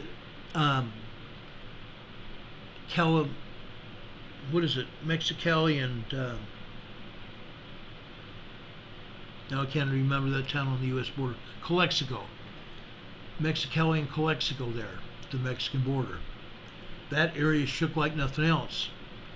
That area of downtown the earthquake hit on Easter Sunday, I believe, in April of 2010. April 2010. Easter Sunday 2010. I was there for a disaster drill and I saw window breakage, glass breakage out of skyscrapers in downtown San Diego. The skyscrapers swung back and forth in the air. It was really weird. The ground shook all the way out to Los Angeles, all the way out into Arizona as well. A big deal. A great big deal. Now, I have a few things more to talk about in San Diego, and then we will go east into the Imperial Valley. Okay? Go east out into the Imperial Valley.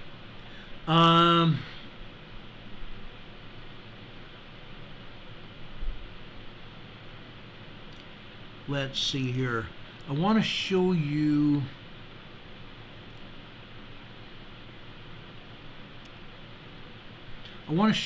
the out in East County, San Diego, just east of El Cajon. El Cajon is a good-sized town of about 50, 75,000 people. It is east of San Diego City itself. It's a great big city. Out here, just east of El Cajon, is a casino called Pechanga Casino. This is what's going on at Pechanga. Look at all these tremors here. This is the same thing every week, every day of every week out there at Pechanga. A bunch of tremors, 1.3, 1.4, 1.5 tremors for the most part. Okay? So we're seeing this. This is also the Elsinore fault causing this. There's also micro faults all over the valley between the mountains on the east and the coast on the west. Okay? There's all kinds of ancillary faults all over the place, literally. Okay? So that's what we're seeing over east of El Cajon. I'm going to go over east of there. If you've heard me talk about the Chocolate Mountains on the east side of San Diego. The Chocolate Mountains are the boundary area between San Diego County and the Imperial Valley. This is Cuyamaca High School. They put, I believe it was about a year or so ago, they put a seismograph at Cuyamaca High School. What you're seeing here is earthquakes and tremors here. Today it's just tremors. This is on the San Jacinto Fault. This is on the San Jacinto Fault. The Chocolate Mountains you possibly remember seeing on a movie called Top Gun with Tom Cruise. It was set with Top Gun pilots from all over the Navy and training over the Chocolate Mountains and Imperial Valley, doing drills, chasing the bad guys, simulating air battles in the air with these fighter planes, flying over the Chocolate Mountains. And this is exactly what we're talking about here in the Chocolate Mountains. We have Cuyamaca High School here. It didn't used to be there. Now let's drop down into Imperial Valley, okay? The Salton Sea area, the Salton Butte Volcano area, okay? Over on the west side of the Salton Sea, we have a town called Salton City. Good old Salton City. Salton City used to be a town, literally. A very small town.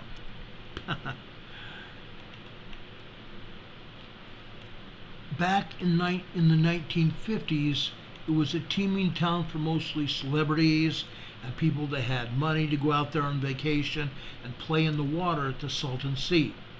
It's not like it is today. It was a beautiful, clear lake, had a lot of fun, it was pretty deep, and people boated out there and had a good time. Well, here at Salton City, nothing's left. It's a ghost town. But here you see these tremors. Very tiny tremors. These are continuous tremors. Some of them lasting just 2 or 3 minutes, some of them lasting up to 5 minutes at a time. 5 or 6 minutes at a time. Just tiny tremors. We also have seen some good-sized tremors and some very minor earthquakes is there as well at Salton City. Okay? Now, further to the south of there, further to the south of the Salton City is another town. And I'm trying to locate the information. Here it is. This is Elmore's Ranch. Elmore's Ranch. This is over on the far west-southwest corner of the Salton Sea. It's another very tiny settlement there. I believe it's just Farmer Elmer that has land there, but all you can see are tremors here. Over at the beginning part of the day, 6 o'clock and 7 o'clock, 6:45 this morning, all you see are some 1.2, 1.3 tremors here. That was the most that happened today. Okay? You can also see some migrating minor tremors here. Tremors that last for 3 or 4 or 5 minutes. That's Elmer's Ranch. Now, let's drop east and west. I want to go east and west. We're going to talk about El Centro now. Good old El Centro. El Centro Naval Air Station was also part of Top Gun at one point in time. Now it's a huge sprawling naval air base out in the Imperial Valley. Look what we have here. These are full-blown 3.0, 3.5 earthquakes. Yes, there are some tremors here as well, but these are full-blown earthquakes today. You can see it. I pulled this seismogram sometime after about 2:30 this afternoon, and you can see what's happening.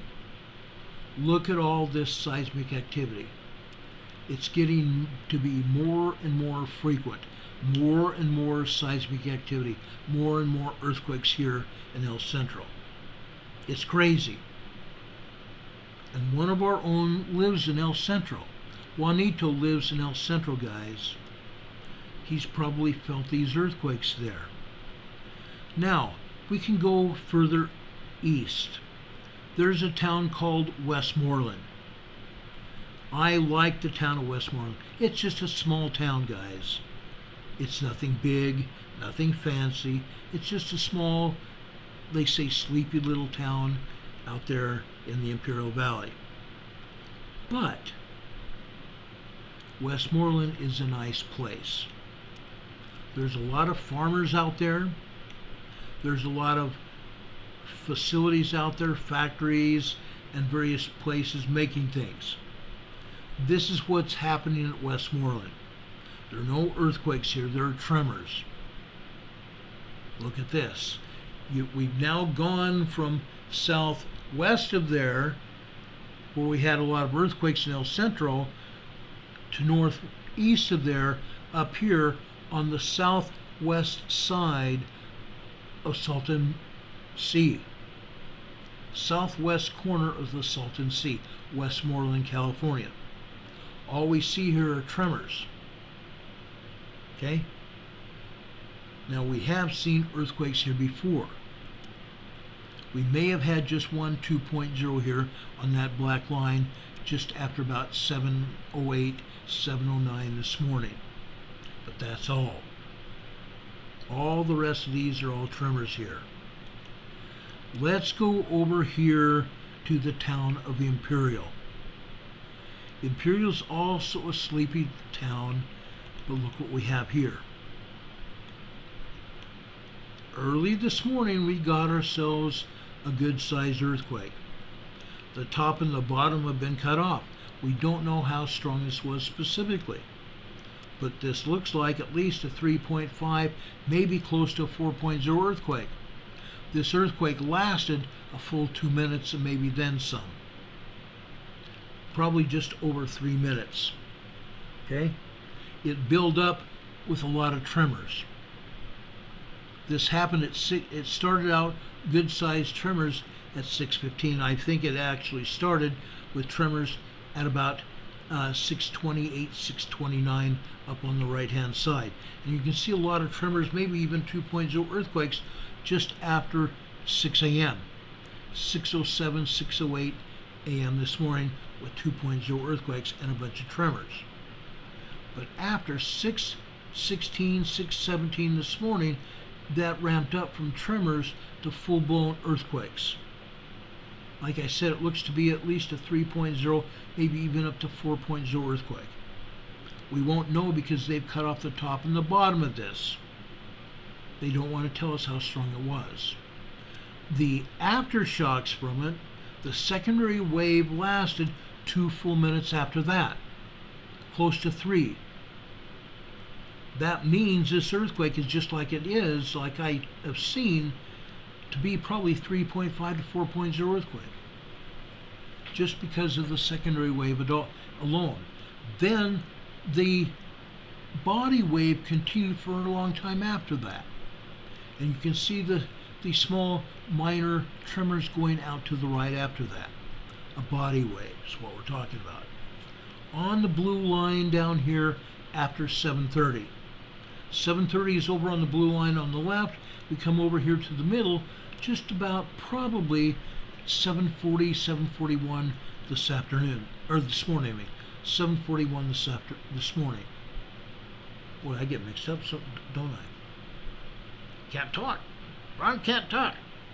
Probably 2.5 earthquake, guys. 2.5 earthquake. 7:40 this morning. That's big news. Okay? But all the rest of these are just minor tremors here. Nothing else. But that's quite a thing to wake up to in the town of Imperial. More to come, guys. We've just been able to scratch the surface down there in the Imperial Valley. Let's drop south and east over to the town of Holtville. This is the Salton Sea Desert Research Station in Holtville. Look at all the tremors here. And the tremors got larger and larger and larger. We had some 2.2, 2.3, maybe even a 2.4 earthquake today. Several of them. Okay? Just after 11, I want to say maybe 11:25 a.m. this morning on the red line there. 2.2, 2.5 earthquakes. And look at all the tremors, guys. This continued. Then another 2.0 earthquake on that black line. It was 11 a.m. on the left-hand side. This is about 1, 2, 3, 4, 5, 6, 7, 8, 9. Okay? So this was 9 minutes after 11 a.m., a 2.0 earthquake. And we probably had 2 or 3 of those in a row. Okay? This is Holtville. This is the center of the Imperial Valley. Holtville. I can't say the center, the lower south half of the Imperial Valley. Isn't that interesting? Isn't that interesting? Then let's go up just a little bit north, but still on the south side of the Imperial Valley. Up on the southeast side of the Salton Sea. Look at this. This is Calipatria. This is just barely on the south side of the Salton Sea towards the east side of it. Nyland is off east of there, literally at the corner, the southeast corner of the Salton Sea. This is Calipatria. Look at all these earthquakes yesterday. Yesterday. This seismogram starts at 3 p.m. yesterday. Look what we have here. We have tremors and we have indeed 2.0, 2.2 earthquakes. A lot of them. Probably 40 to 50 tremors and earthquakes just here, and that's before midnight last night. Guess what? They turned off the seismogram at 11:45 last night. Actually, just before 11:45 last night. At midnight there on the left-hand side, there's nothing. So from 11:45 last night to 6:45 a.m. this morning, nothing shown here. Why did they turn it off? They did this last week too. What is it they're not showing? I just got through showing you 3.0, 3.5s, maybe even 4.0 earthquakes in El Centro. In El Centro. I just got through showing you a 3.0 earthquake in the town of Imperial and 2.0s in Westmoreland. Look what happens this morning into this afternoon. Look at this, guys. Look at this. Now I'm going to blow this thing up so you can truly see it. You see some larger tremors and earthquakes here. 2.0, 2.5 earthquakes up here near the top of this seismogram this morning. Look at this. Down here just after 2 p.m. today. 1, 2, 3, 4, 5, 6, 7, 8, 8.5 minutes after 2 p.m. They've cut off the bottom and the top of this earthquake. Folks, this earthquake lasted probably close to 60 seconds. Probably close to 60 seconds. This was a good-sized earthquake. An earthquake that has the top and the bottom of it cut off, and it lasted 60 seconds. How long or how big of an earthquake do you think that is? I would say this is at least a 4.0 earthquake. Look how long it took to build up. We saw tremors about 2.5 minutes, 3 minutes before the earthquake hit. Then out to the right side, we see a secondary wave. That wave lasted another minute, 60 seconds.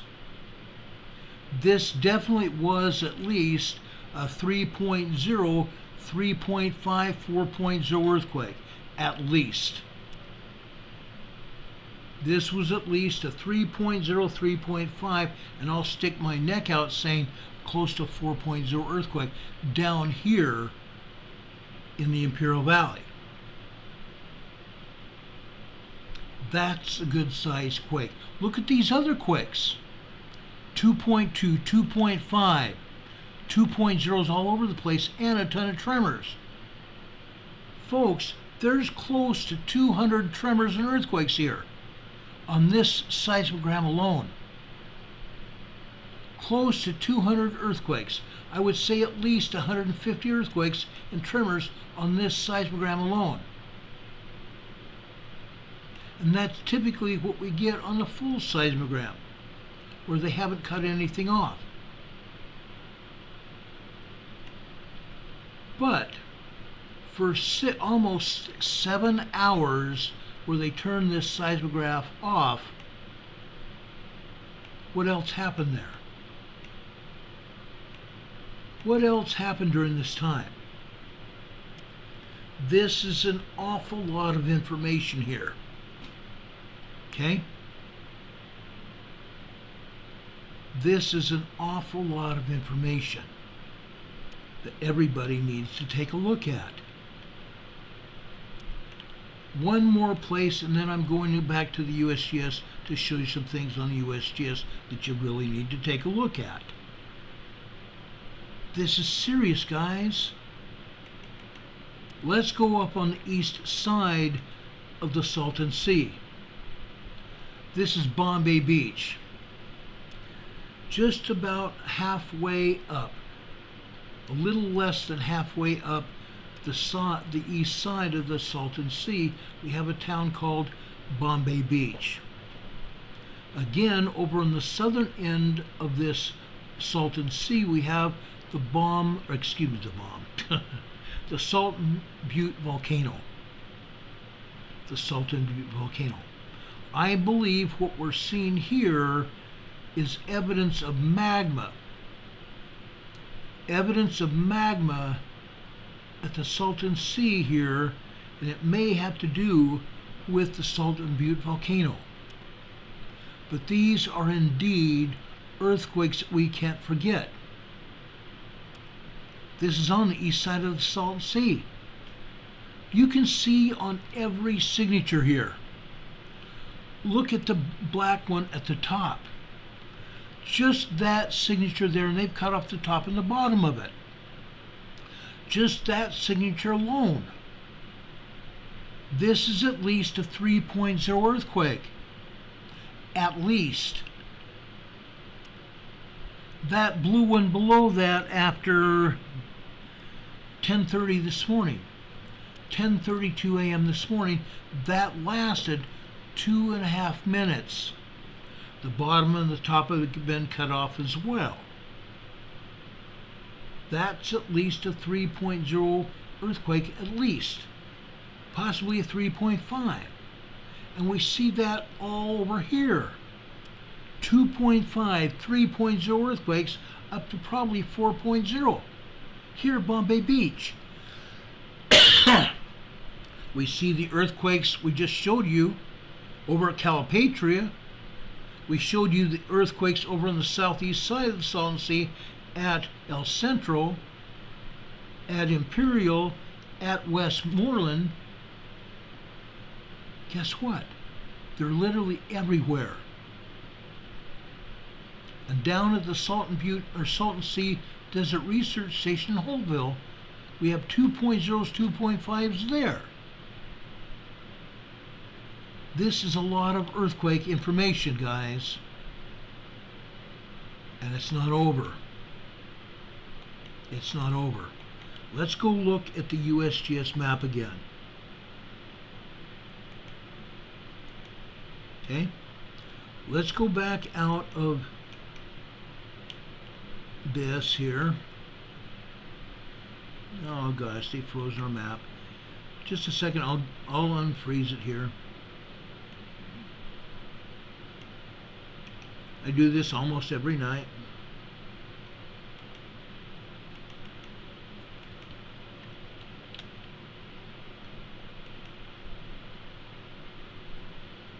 Hey, I brought it back! We've got it back, guys! We've got it back. Let's go down here. I want to show you this. Look what they're showing us. Not a darn thing. Not anything here in the Imperial Valley. They don't show one cotton picking tremor, one cotton picking microquake, not one earthquake at all. Nothing. Over here, right here, this is Elmer's Ranch. Elmer's Ranch. Over here is Westmoreland. That's Westmoreland. Let's go down here. This is El Centro Naval Air Station, near where Juanito is. Okay? This is El Centro Naval Air Station, where that seismograph is. All those 3s and maybe 4.0 earthquakes. El Centro. Over here is the town of El Centro. This may be actually where Juanito lives, here in El Centro. Okay? Up here to the north, we have the town of Imperial here. That's where we saw 2.5 and 3.0 earthquakes in Imperial. Interesting, huh? Very interesting. Holtville, guys. The Salton Sea Desert Research Station here. Holtville. Okay? Let's go up here to the southeast corner. There's the Salton Sea there. This area here is Nyland. This is Nyland, California. Just south of Nyland is Calipatria. This is Calipatria, where the seismograph is. Okay? All of these seismic stations are reading information in the nearby area. Isn't it interesting how we have all of this seismic information just south of the Salton Sea? Over here, this is Bombay Beach that I just got through showing you.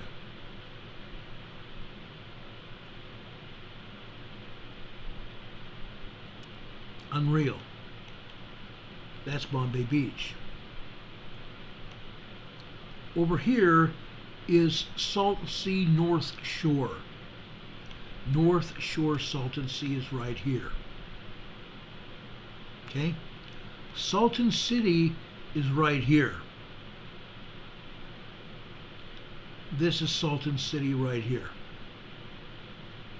Used to be a very thriving community here, boats and mobile homes and mobile home cities over here.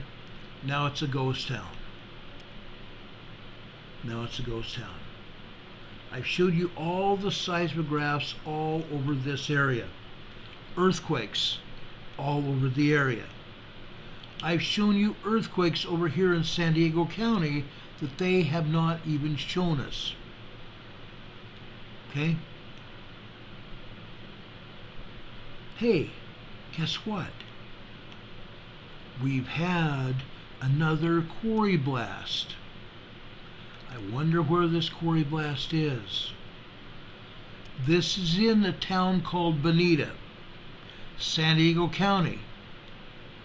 They call this a quarry blast, a 0.9 quarry blast here in Bonita. Number one, where's the quarry?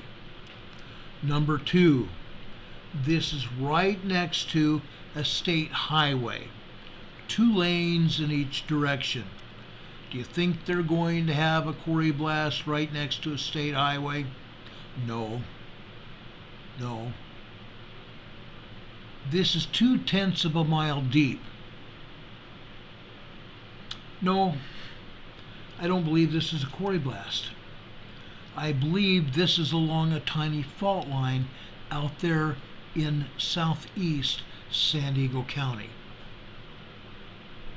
There's not a quarry out there. No quarry. Right literally on top of the freeway there. A large state highway in a residential area. There's residential areas and businesses in here. Bonita, California. It's huge. It's sprawling. You can see it.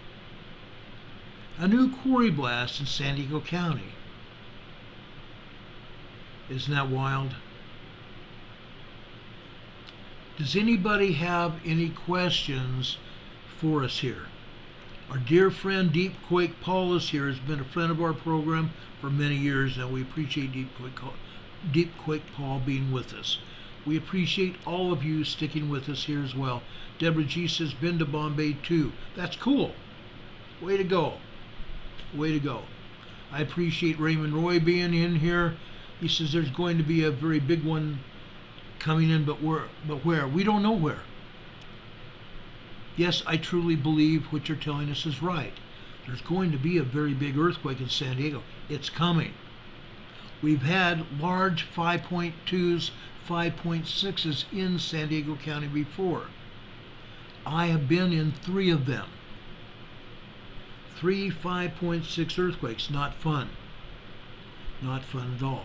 Deep Quake Paul is here reporting over in Bagana, Papua New Guinea, where we had a volcano go up to 10,000 feet. A volcano go up to 10,000 foot eruption. Wow. And right now I can't think of right off the top of my head which volcano that is, but it's in Papua New Guinea. Incredible. Any questions, guys? Deborah G says, I agree, it's coming. Yeah. There's a major earthquake coming to San Diego and Los Angeles. And it would not surprise me, one little bit that San Francisco is going to also be hit very, very soon. We see earthquakes over on the Hayward Fault, over there on the east side of San Francisco Bay. Just east of there we have the Calaveras Fault. And what is over on the west side of San Francisco Bay? The San Andreas. 3 major fault zones. 3 major fault zones over there in San Francisco area. That's pretty bad. That's pretty bad. Does anybody have any questions, guys? And Al says, storm's going to San Diego and LA. Yeah, big time. Big time. I want to thank everybody that's here. I want to thank, and I don't remember who it was, right? Bogo gosh, I can't remember his name. Right near the beginning of the program, right after we started this program today, we had a super chat. Nobo Frog gave us a $20 super chat. Thank you, Nobo, for that. God bless you. We appreciate all of your super chats, guys. We appreciate all of your donations to our Venmo and our PayPal. We really do. It means a lot to us. We really do appreciate that. You don't know how much that means, especially today when we got that check from Sandy in San Francisco. That was a godsend. That was a godsend. Like I said, I have diabetes, and I also have to buy cancer medicine, and I have to pay for it ahead of time. And they get right down angry if the doctors get angry at me if I don't get the medicine in time because I don't have the money. Why don't you ask somebody? Well, guess what? I have a great lot of you that help me, and I appreciate that more than you'll ever know. It means a lot. I appreciate each one of you here that are members of the EMA family that help me keep things going here. Tell us about earthquakes that are happening all the time. And I appreciate that. I appreciate each and every one of you that contribute to our program. You send us emojis. You inquire about each other. Linda Covington asked earlier, where is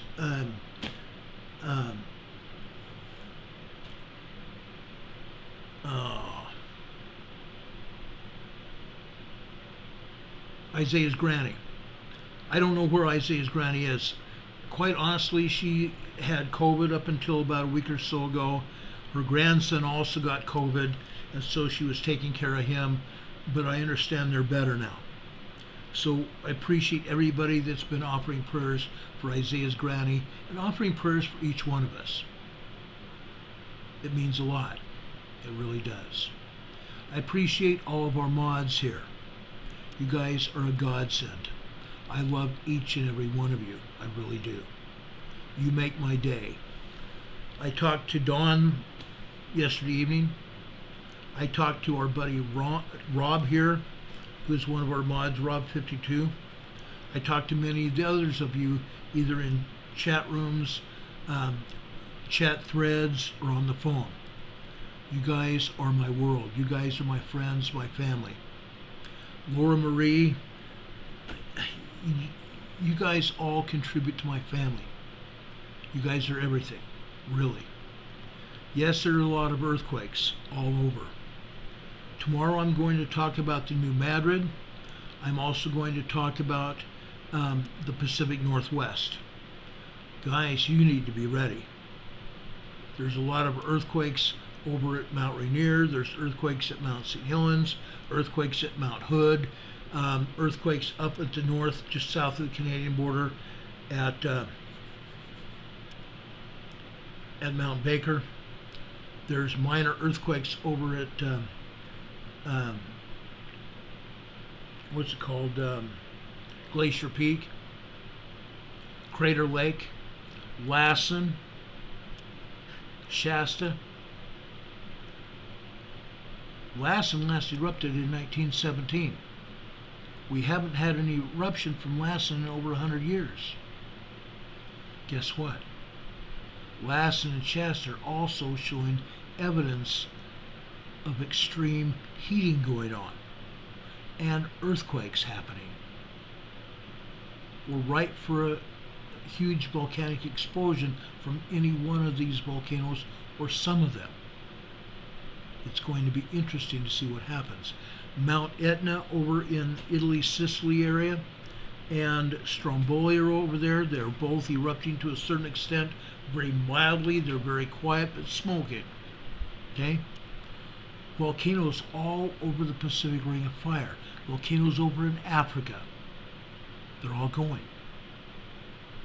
Some erupting, some smoldering, some just sitting there waiting to erupt. It's incredible, guys. It's incredible. It's crazy to follow. It really is. It really is. Rob52 just gave us another $10 super chat. Thanks, Rob. Appreciate that, brother. God bless you for that. You're awesome. You guys are literally awesome. I love you so very much. Anyway, guys, I'm going to close this program. It's far beyond what we wanted to go on.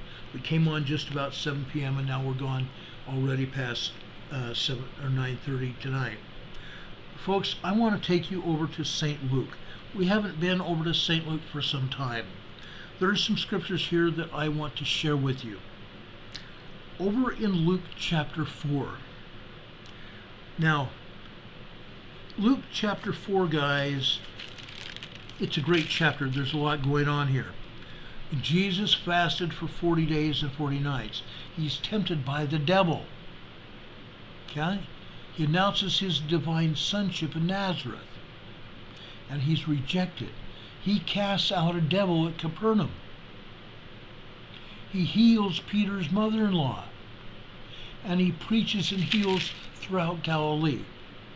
In verse 18, the Spirit of the Lord is upon me, because he hath anointed me to preach the gospel to the poor. He hath sent me to heal the brokenhearted, to preach deliverance in the captives, and recovering of sight to the blind, to set at liberty them that are bruised. Laura Marie just gave us another $20 super chat. Thank you, Laura Marie. God bless you. She says you're amazing. No, you're amazing. You all are. Christ healed people. He had miracles. He showed people miracles. He says to preach in verse 19, he says to preach the acceptable year of the Lord. And he closed the book. He gave it again to the minister and sat down. And all the eyes of all them were in the synagogue were fastened on him. All the eyes in the synagogue were fastened on Christ. And he began to say unto them, this day is the scripture fulfilled in your ears. Brothers and sisters, this day the scripture is fulfilled in our ears. The scriptures are for all of us. All of us. The scriptures are fulfilled in our ears today. The Lord commits miracles with us every day. There is a miracle that happened in my life today because of one of you. One of you. I thank you for that. I thank you from the bottom of my heart. I prayed that something would happen when I went to the post office, and my prayers were answered. I thank you for that. Now, please go forward and bless the lives of your families. Thank you, Linda Covington. We'll look forward to seeing that package here too. Thank you so much. I want to thank all of you for everything you do for me. Every day you being here. Excuse me. Every day you being here helps build my faith. It helps build our channel. It helps each one of us grow together. Each one of you blessing each other's lives, helping each other. That means so much to me and the Lord. Folks, we will continue to talk about Maui. We can't help but not talk about Maui. Let's pray for the people in Maui. Let's pray for each other specifically. May each of us bless each other's lives. Reach out and touch someone, please. I'm not begging you. I'm just asking you to reach out and touch someone's life. Tell them that you love them.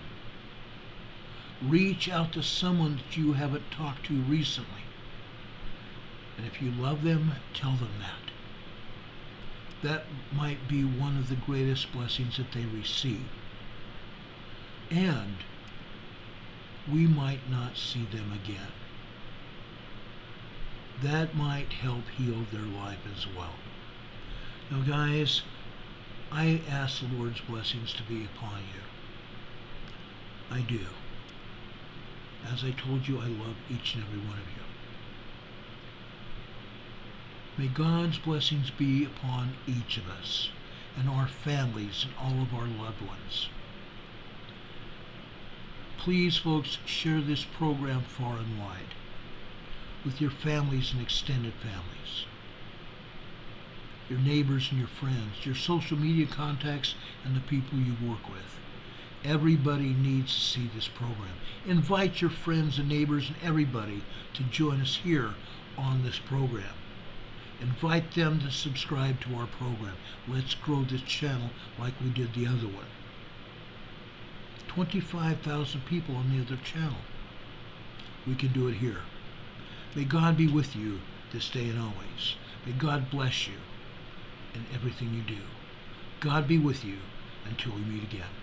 Have a good night, everybody. If anything else happens tonight, we'll be back on the air to tell you about it as soon as the information becomes available. Until then, God be with you till we meet again. See you around the corner, guys. Good night, everybody. Much love.